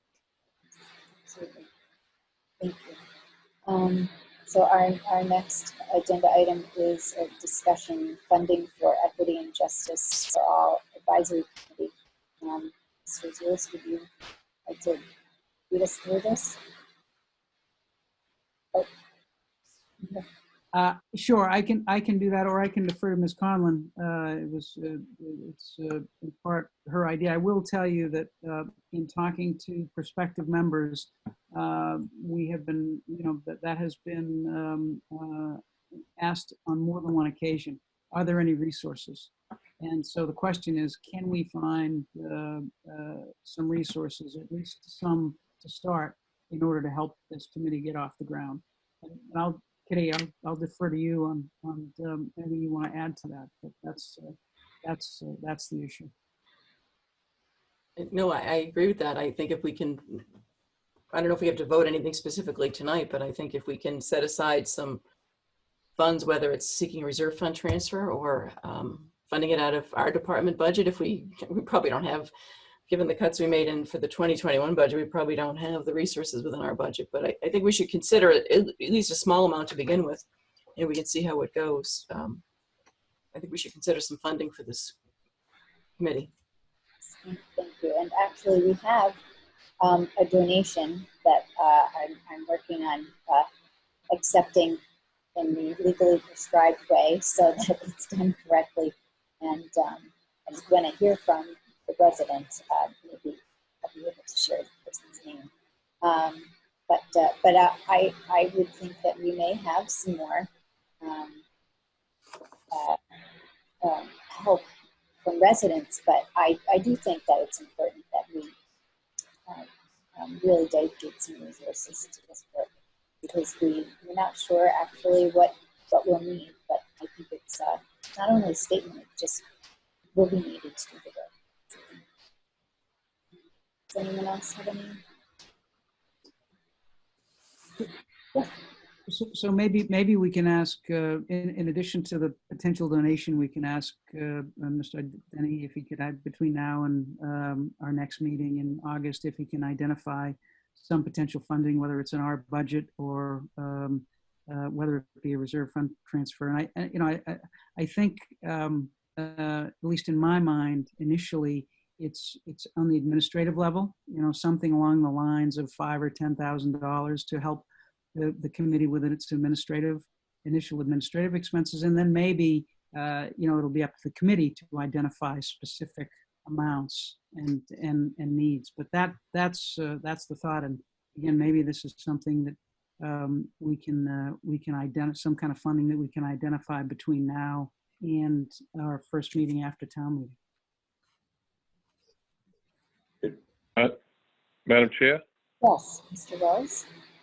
So following up to Mr. I'd be okay with $5,000 if we could, even if we could find it by next week.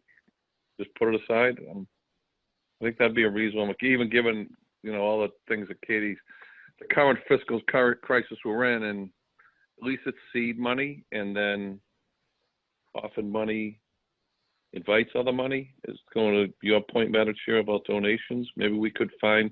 Would that be all right with you, Mr. Zulus? $5,000? And we make them put it on the agenda to vote it for next week? Well, no, I think it's something that we could vote, Richard, just if it's from our budget or if it's a reserve fund transfer. And so I think it's something we could vote. And, I think it's just a question of identifying the funds. And right as I sit here, I don't know, where those funds would best come from, whether it be the donation that's coming or whether Mike can identify some funding in our budget or elsewhere that we could put towards that. So I think that's the only question. Sounds like there's positive view of this. It's a question of just identifying where the funds would come from. I just thinking on our reserve. I'm sorry. Oh no, go ahead, Mr. Wells. I think it was a reserve fund transfer. Then it's just then Michael and you are going to have to go and argue it before the warrant committee, and just. Right. If we could find it in our office or somewhere else, quick $5 would be an effortless. No, I don't want to say effortless, but a streamlined way of doing it. Yep. Yes. I think we can make the case that it's extraordinary or unforeseen, but where it's so early in the year, if we can identify a different existing source, that's probably preferable. I agree. Okay, Mr. Doyle. I was just going to ask Madam Chair whether or not we needed a motion, and if so, I'd be prepared to move that the Board of Selectmen identify a $5,000 funding source to support the Equity and Justice for All Advisory Committee. Do I have a second? I'll second. Okay. Yes, Mr. Wells. Can we vote this tonight? Because I see it listed as just discussion. Just as a point of order, can we do that? Right. That's after we had the second. I was going to ask that since we have Kevin Freitag here, I thought perhaps. I don't.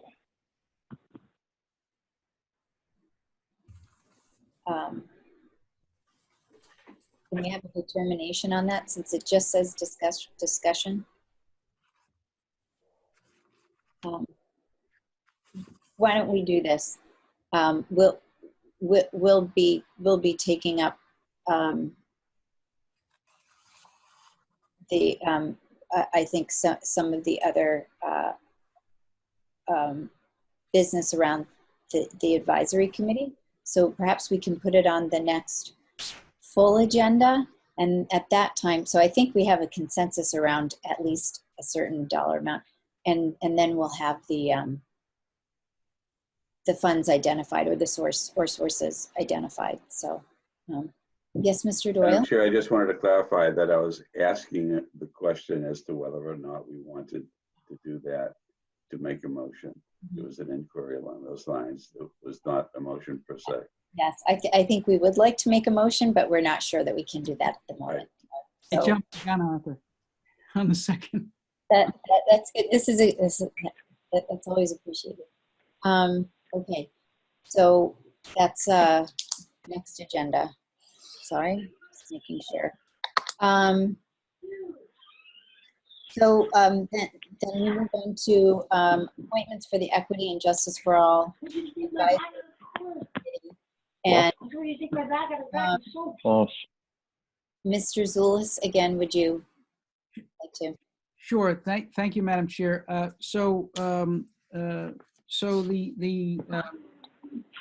not in a position, I don't believe, to make the appointments tonight. The reason for that is, and it's a good reason, is that we've had a lot of interest, and a lot of people have reached out and expressed interest, which is gratifying, and it's great. But that has extended the process of appointment, because we want to try to give everyone a good look, and so two things. One, the review of the candidates was delegated, I believe, to the chair and myself and Mr. Dennehy, and we're going through that process. And so the question is, how does the board want to proceed for appointments that hopefully we'll be in a position to make, and I fully expect that we will be at the first meeting after town meeting. Is it the will of the board that we prepare a slate of candidates and prepare a number of candidates, whittle down, if you will, the number of candidates in the course of trying to appoint the 11? Is it the will of the board that, well, this could always happen, that Mr. Dennehy continue to get feedback from individual members and use that feedback in order to try to help prepare a slate? We want to balance, obviously. We don't want to compromise the open meeting law, but at the same time, we want to make this a manageable process. So my suggestion is that that the members reach out to Mr. Dennehy, and that we work with Mr. Dennehy in preparing a slate of candidates, probably more than 11, for us to discuss and vote on at the first meeting after town meeting. But that's a suggestion, and obviously the members are going to want to have some input on this. So that's the thought. So we have a lot of interest. We're going through and trying to identify a good mix of candidates, and we just need to make sure that all the members of this board are heard loud and clear in terms of the membership, both at the meeting, at the open meeting, and to the extent that Mr. Dennehy can get feedback before that. Is that completely confusing to everyone? Just a little. Yes. It's after 10 o'clock. You're in your zone. That's the problem. Mr. Dennehy? Yeah, I will note that there are some people who have engaged several times wondering what the process was going to be. I believe I see Mr. Aldo Guerrero here, who is signed up and has followed up and is here this evening. I will say I am continuing to get applications, which is a great sign, both from remote people suggesting people's names and other people interested themselves coming forward. So I am, just for the record, I'm actively getting new applicants, and I think we've all seen the shared drive. There has to be well over 50 names that have been presented, so it's I have to commend everyone for their efforts to join this committee and the people that they've recommended. So I will continue to collect those names and continue to submit those to the board individually so that everyone's up to date with that. But so it's very promising from where I sit. Thank you. I think that, if I might, we discussed whether we should have a cutoff date, but it's a very unusual for us to do that. Anyone who has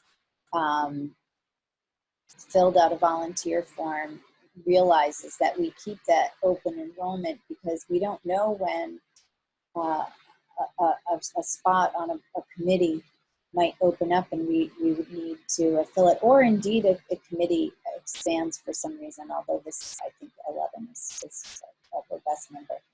So just to share some thinking on why we're still collecting applications, even though, of course, we're looking to get this appointed, hopefully at the next regular meeting.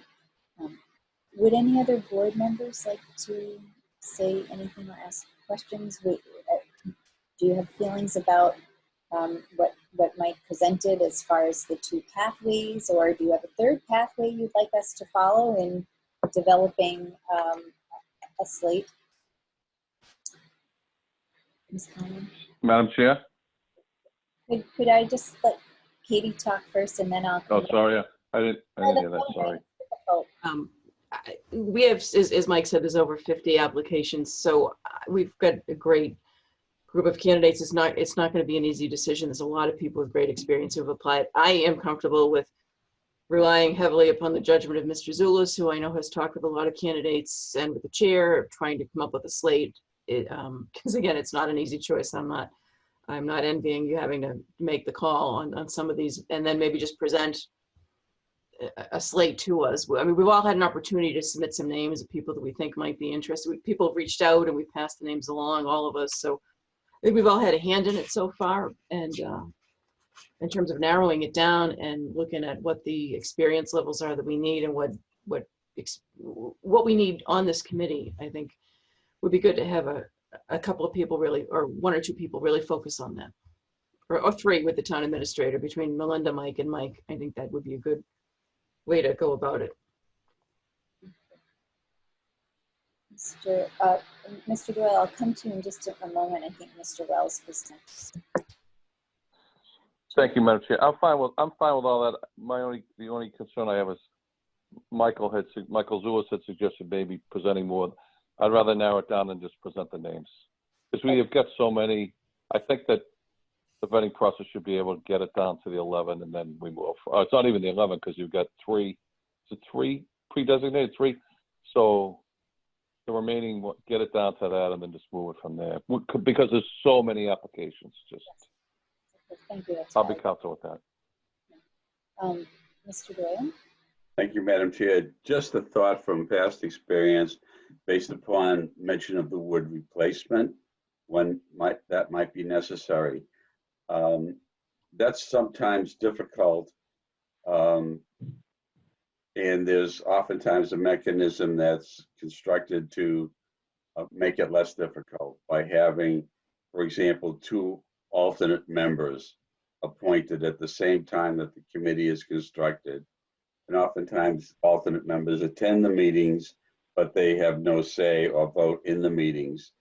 But if then a replacement is needed, you have someone or multiple people who can come to the table ready to hit the road running. They're well-versed, well-educated, they know what's going on, and they fully participate in the meeting. So I just passed that along. It's worked very, very well in other constructs. Thank you. I think that's a great idea, Arthur. I mean, now I see why you were elected. That's, I mean, not beyond all the other reasons. That's a great idea. Thank you. Can I sign off now? I know. So if we're not going to make this appointment tonight, yeah. Are we going to do, Madam Chair, can I ask, are we going to, on item 13, are we going to add residents there? Or are we just going to accept the charge of the Housing Committee as amended? Oh, well, actually, there is a new housing committee member we need to appoint. Because I have just a question on a point of order. Okay. 1025. Yes. I'm wondering if you allow after 13 on items 14 through 24. Excuse me, 23, that we waive the reading of all those reappointees and just take one vote. I thought Richard was going to suggest deferring it till Tuesday night, which would be a good idea as well. I'm fine with that too, if you think we can. If we can. There's a lot there. Right. I've been looking through it. I'm like, there's an awful lot there. There is a lot there. I don't even know if we'd get to a Tuesday night. Right. And most of them are reappointments. Right. Just a thought. Yeah, I don't have a problem with waiving the reading, but that's an awful, that's not something we typically do that much of. I'd hate to continue it till Tuesday and then just end up having to waive the reading because we ran out of time. If we're going to do that, I'd rather just do it How about if we take, would everyone be all right if we take one vote, or we'll read the whole thing and take just one vote? Are there any concern from 14, 15, 16, 17, 18, 19, 20, 21, 20? Take a very long time.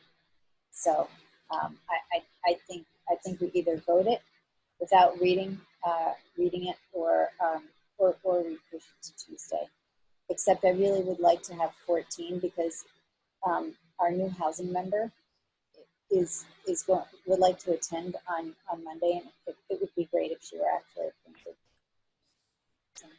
We just plow through them, go quickly through them. All right. I'm happy. Do we have to do 13 first, though? I jumped ahead. I didn't mean to do that. I left out 13. I'm not sure. I want to make sure that we're really done with 12. Are we finished with 12? Yes, I mean, we have good news. One more piece of good news. We have 2 members who have been designated, and we'll go over this in greater length in August at our next meeting. But Citizens for Diverse Milton would like us to appoint Pat Lattimore, who has a great experience. She's COO and former CFO of United Way, State Street Bank, executive, Harvard University, Columbia. Great experience, longtime CDM member. Pat is going to be great. And Courageous Conversations would like to appoint Karen Gross-Horan. Karen, as we all know, co-founder of Courageous Conversations and creative and facilitative director. Again, she works for United Way. She has a great background in nonprofits, in education, and corporate.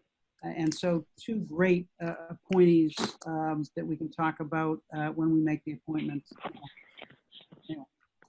Thank you. All right. So we'll move on to 13.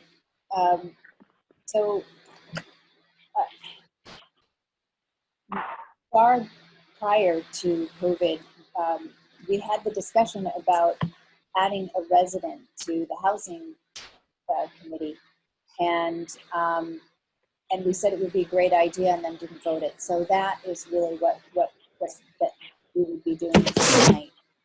So people would like to a discussion, that's fine. Otherwise, I'll entertain another motion. I'll move to accept the charge of the Housing Committee as amended. Second. Second.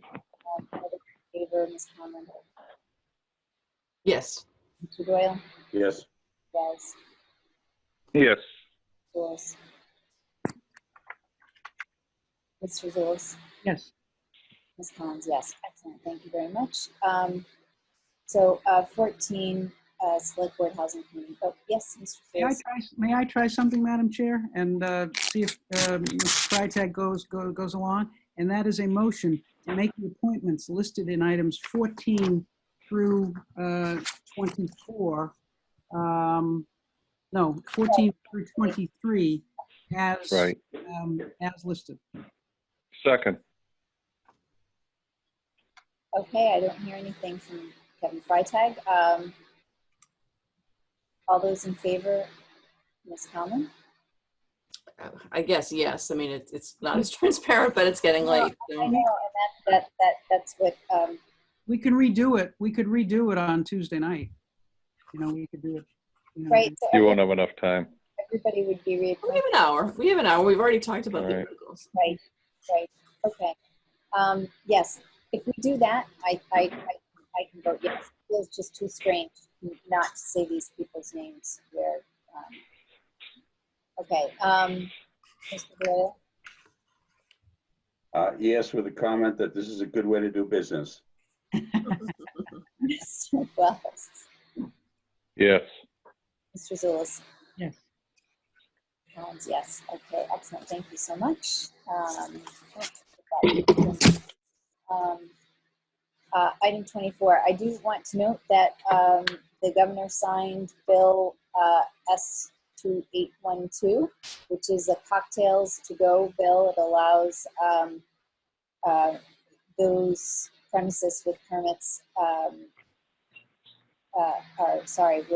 with liquor licenses to sell mixed drinks to take out with entrees, so with food. So it's 64 ounces to drink per entree maximum. So just to let people know that change has been made. And our excellent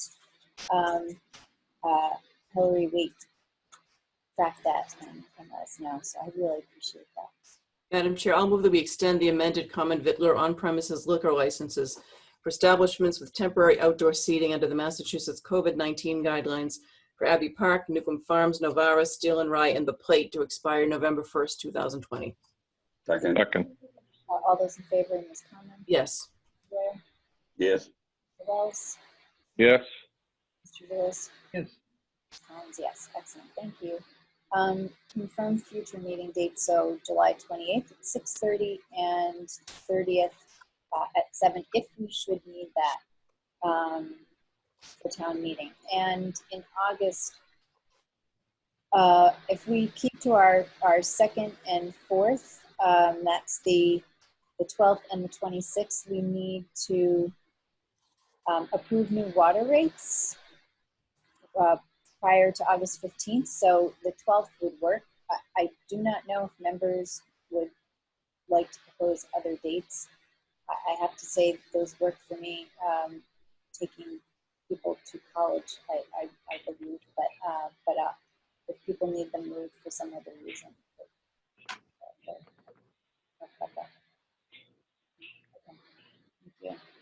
Thank you. And administrators report. Yes. Thank you, Madam Chair. Just first, I think this board has talked a lot about committees recently. There was a very relevant request to possibly pause the pilot committee for this year. And I acknowledge that and I appreciate that. I think the discussion went a little further and in a different direction. But on Wednesday, I received a letter from Curry College. The chief financial officer had signed it, but Curry College is going to honor its $100,000 pilot commitment for fiscal year 21. So I think that's very commendable. We all understand what's going on in the economy and how everyone is suffering. So it just shows the wonderful partnership that we have with President Quigley and the board at Curry College and their commitment to partner with the town. So I do need to acknowledge that. And if there's any questions or comments with respect to that the board would like to add in, now would be a good time. But thank you to Curry College for their continued commitment to partner with the town. I think was it 110? It was same amount as last year, $110,000, which goes a very long way to help the town achieve its level of service in many realms, whether it's the fire department or the public works department or council on aging or whatever the case might be. So thank you to Curry College. Thank you very much. I have two more smaller items. I really want to thank Allison Quinn. She put together the LIRA flyer with the help of the Affordable Housing Trust. Essentially, the Affordable Housing Trust puts money into a consortium that can be used.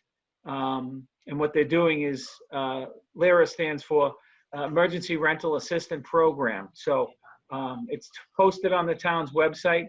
It's an emergency rental assistance program to provide financial assistance to Milton households that have lost income, renters that have lost income resulting from COVID-19. So I would direct anyone interested to the town's website or to our assistant town planner, Allison Quinn, and want to thank the Affordable Housing Trust. I know they took a vote to sign up for this and apportion a portion of their money to this. So, Madam Chair, I know you were instrumental in this. If you want to add a couple of words onto my praise of Allison Quinn and the program that's been extended. So.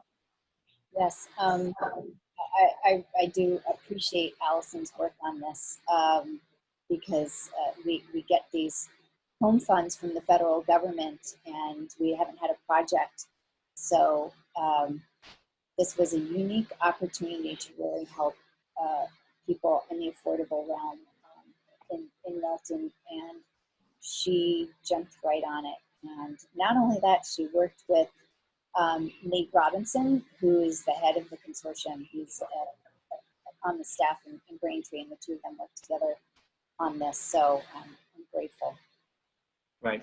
And I will add that the application process has begun, and it is time sensitive. You need to get your application in by August 7th at 5 p.m.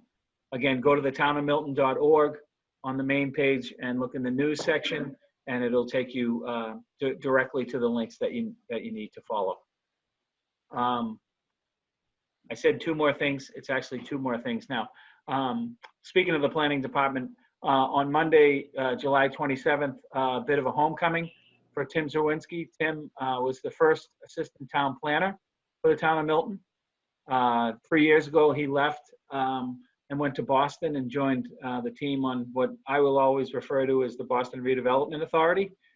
Tim is coming back. He's going to be the town's next planner, and we will welcome him just in time to deal with town meeting Tuesday night and all of our Milton Village zoning articles. So I want to welcome Tim formally tonight, and we'll see him at town meeting on Tuesday night. Lastly, but not least, is we had a very successful rollout of the trash barrel initiative. Again, if you remember, it was my concern a little over a year ago that we may have been losing some money with the trash pay-as-you-throw sticker program by no fault of anyone. It could be resident non-compliance where you don't put a sticker on a bag and hope it gets picked up, or driver error where the gentleman that picked up the trash had worked in Boston earlier that day. That's not a pay-as-you-throw community, so they're not looking for the stickers. Long story short is the town collected 46% more in fiscal year 20 through the trash barrel initiative than it did in fiscal year 19, which was not a trash barrel initiative where we mailed out the bills and provided trash barrels for those that chose to not use the stickers as their main source of pay-as-you-throw. So just to put a dollar amount on that, it's about $400,000 more that the town collected. And again, it's not punitive. We weren't fining people, and we did ask the contractor to follow through and make sure that those that didn't have barrels use stickers, and we saw some people comply, and we sold some more barrels later in the year. But it was more about compliance, and if you're a pay-as-you-throw community, you need to make sure that you maximize that. So thank you to Hillary Waite, who got the program started, and all the public works folks that maintained it throughout the year. So again, we're trying to do more with less, and I think this initiative proved to be very fruitful. To that point, the bills will be going out tomorrow for FY21. Again, it's $156 for a barrel or $98 if abated for the senior discount. And those looking to abate it can call Anna Meyer at Town Hall, 617-898-4964. And that's about all I have. So thank you. I just want to note that it's the 30th year of the Americans with Disabilities Act. That means a lot. And to remind town meeting members that we got emails today to register, and don't be shy about getting retrained. If you can never have too much training for Zoom, as far as I'm concerned. So, do members have reports on this comment? No report. Yeah. Mr. Wells? I just want to thank. Sorry, I muted myself. I just want to reiterate on Allison Quinn. The girl's been a rock star since the day she got here, and she just does so many things. And she's always, you know, the glass of water is always more than half full. It's nearly always full, and that's really a breath of fresh air for this community. She never backs down from a struggle, and I impress it. And then the last thing, I just want to reiterate what most of you know. I'm very good friends with Ken Quigley. He's a great partner in this community, and I know some of the difficulties he's been going through up there with this whole COVID thing. And pilot is not something here I ever discussed, and I fully thought that perhaps we wouldn't be getting that this year, and I'm not surprised at all that he did. It just shows, as those of you who have been veterans of this town for a long time, the partnership that he is and how much he is a valid member of this community. So that's it. Thank you for that. Mr. Zeus? No report. No report. Okay, 29 public comment response. Are there any responses? Seeing none, okay. Approval of meeting minutes for July 8th and July 14th. I'll entertain a motion. Move the approval of the minutes of July 8th, unless you want to do both of them in one package. We can. All right, and July 14th. Second. Have a second. Second. Okay, all those in favor, Ms. Conlon? Yes. Blair? Yes. Mr. Wells? Yes. Ms. Lewis? Ms. Collins?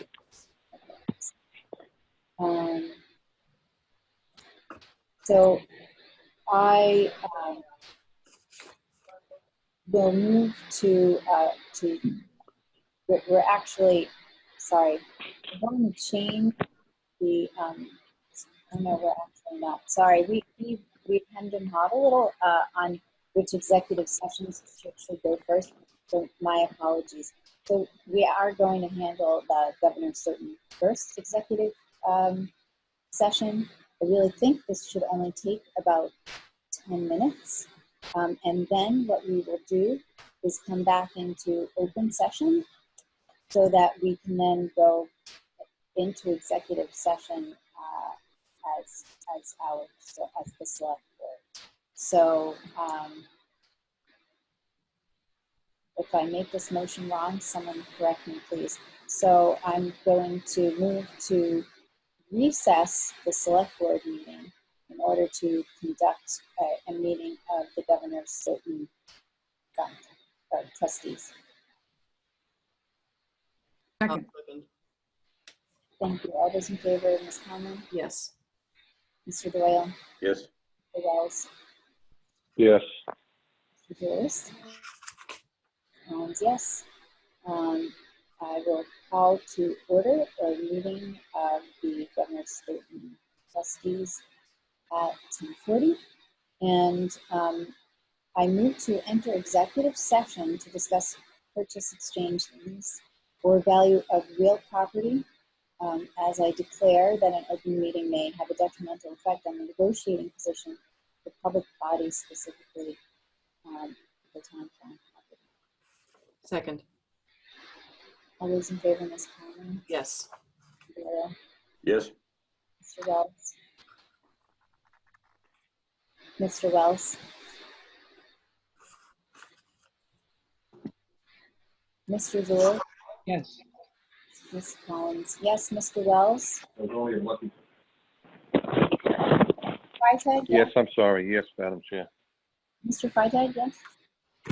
I'm sorry, I didn't mean to break up the vote. I just wanted to make sure that it's getting a little late and I may have just missed it, but you did say that the board was going to come back into open session after this meeting of the Governor Stoughton session and then go into executive session for its final pieces. Yes, we did.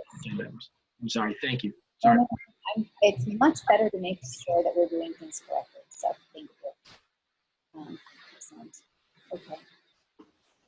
So Hillary, if you can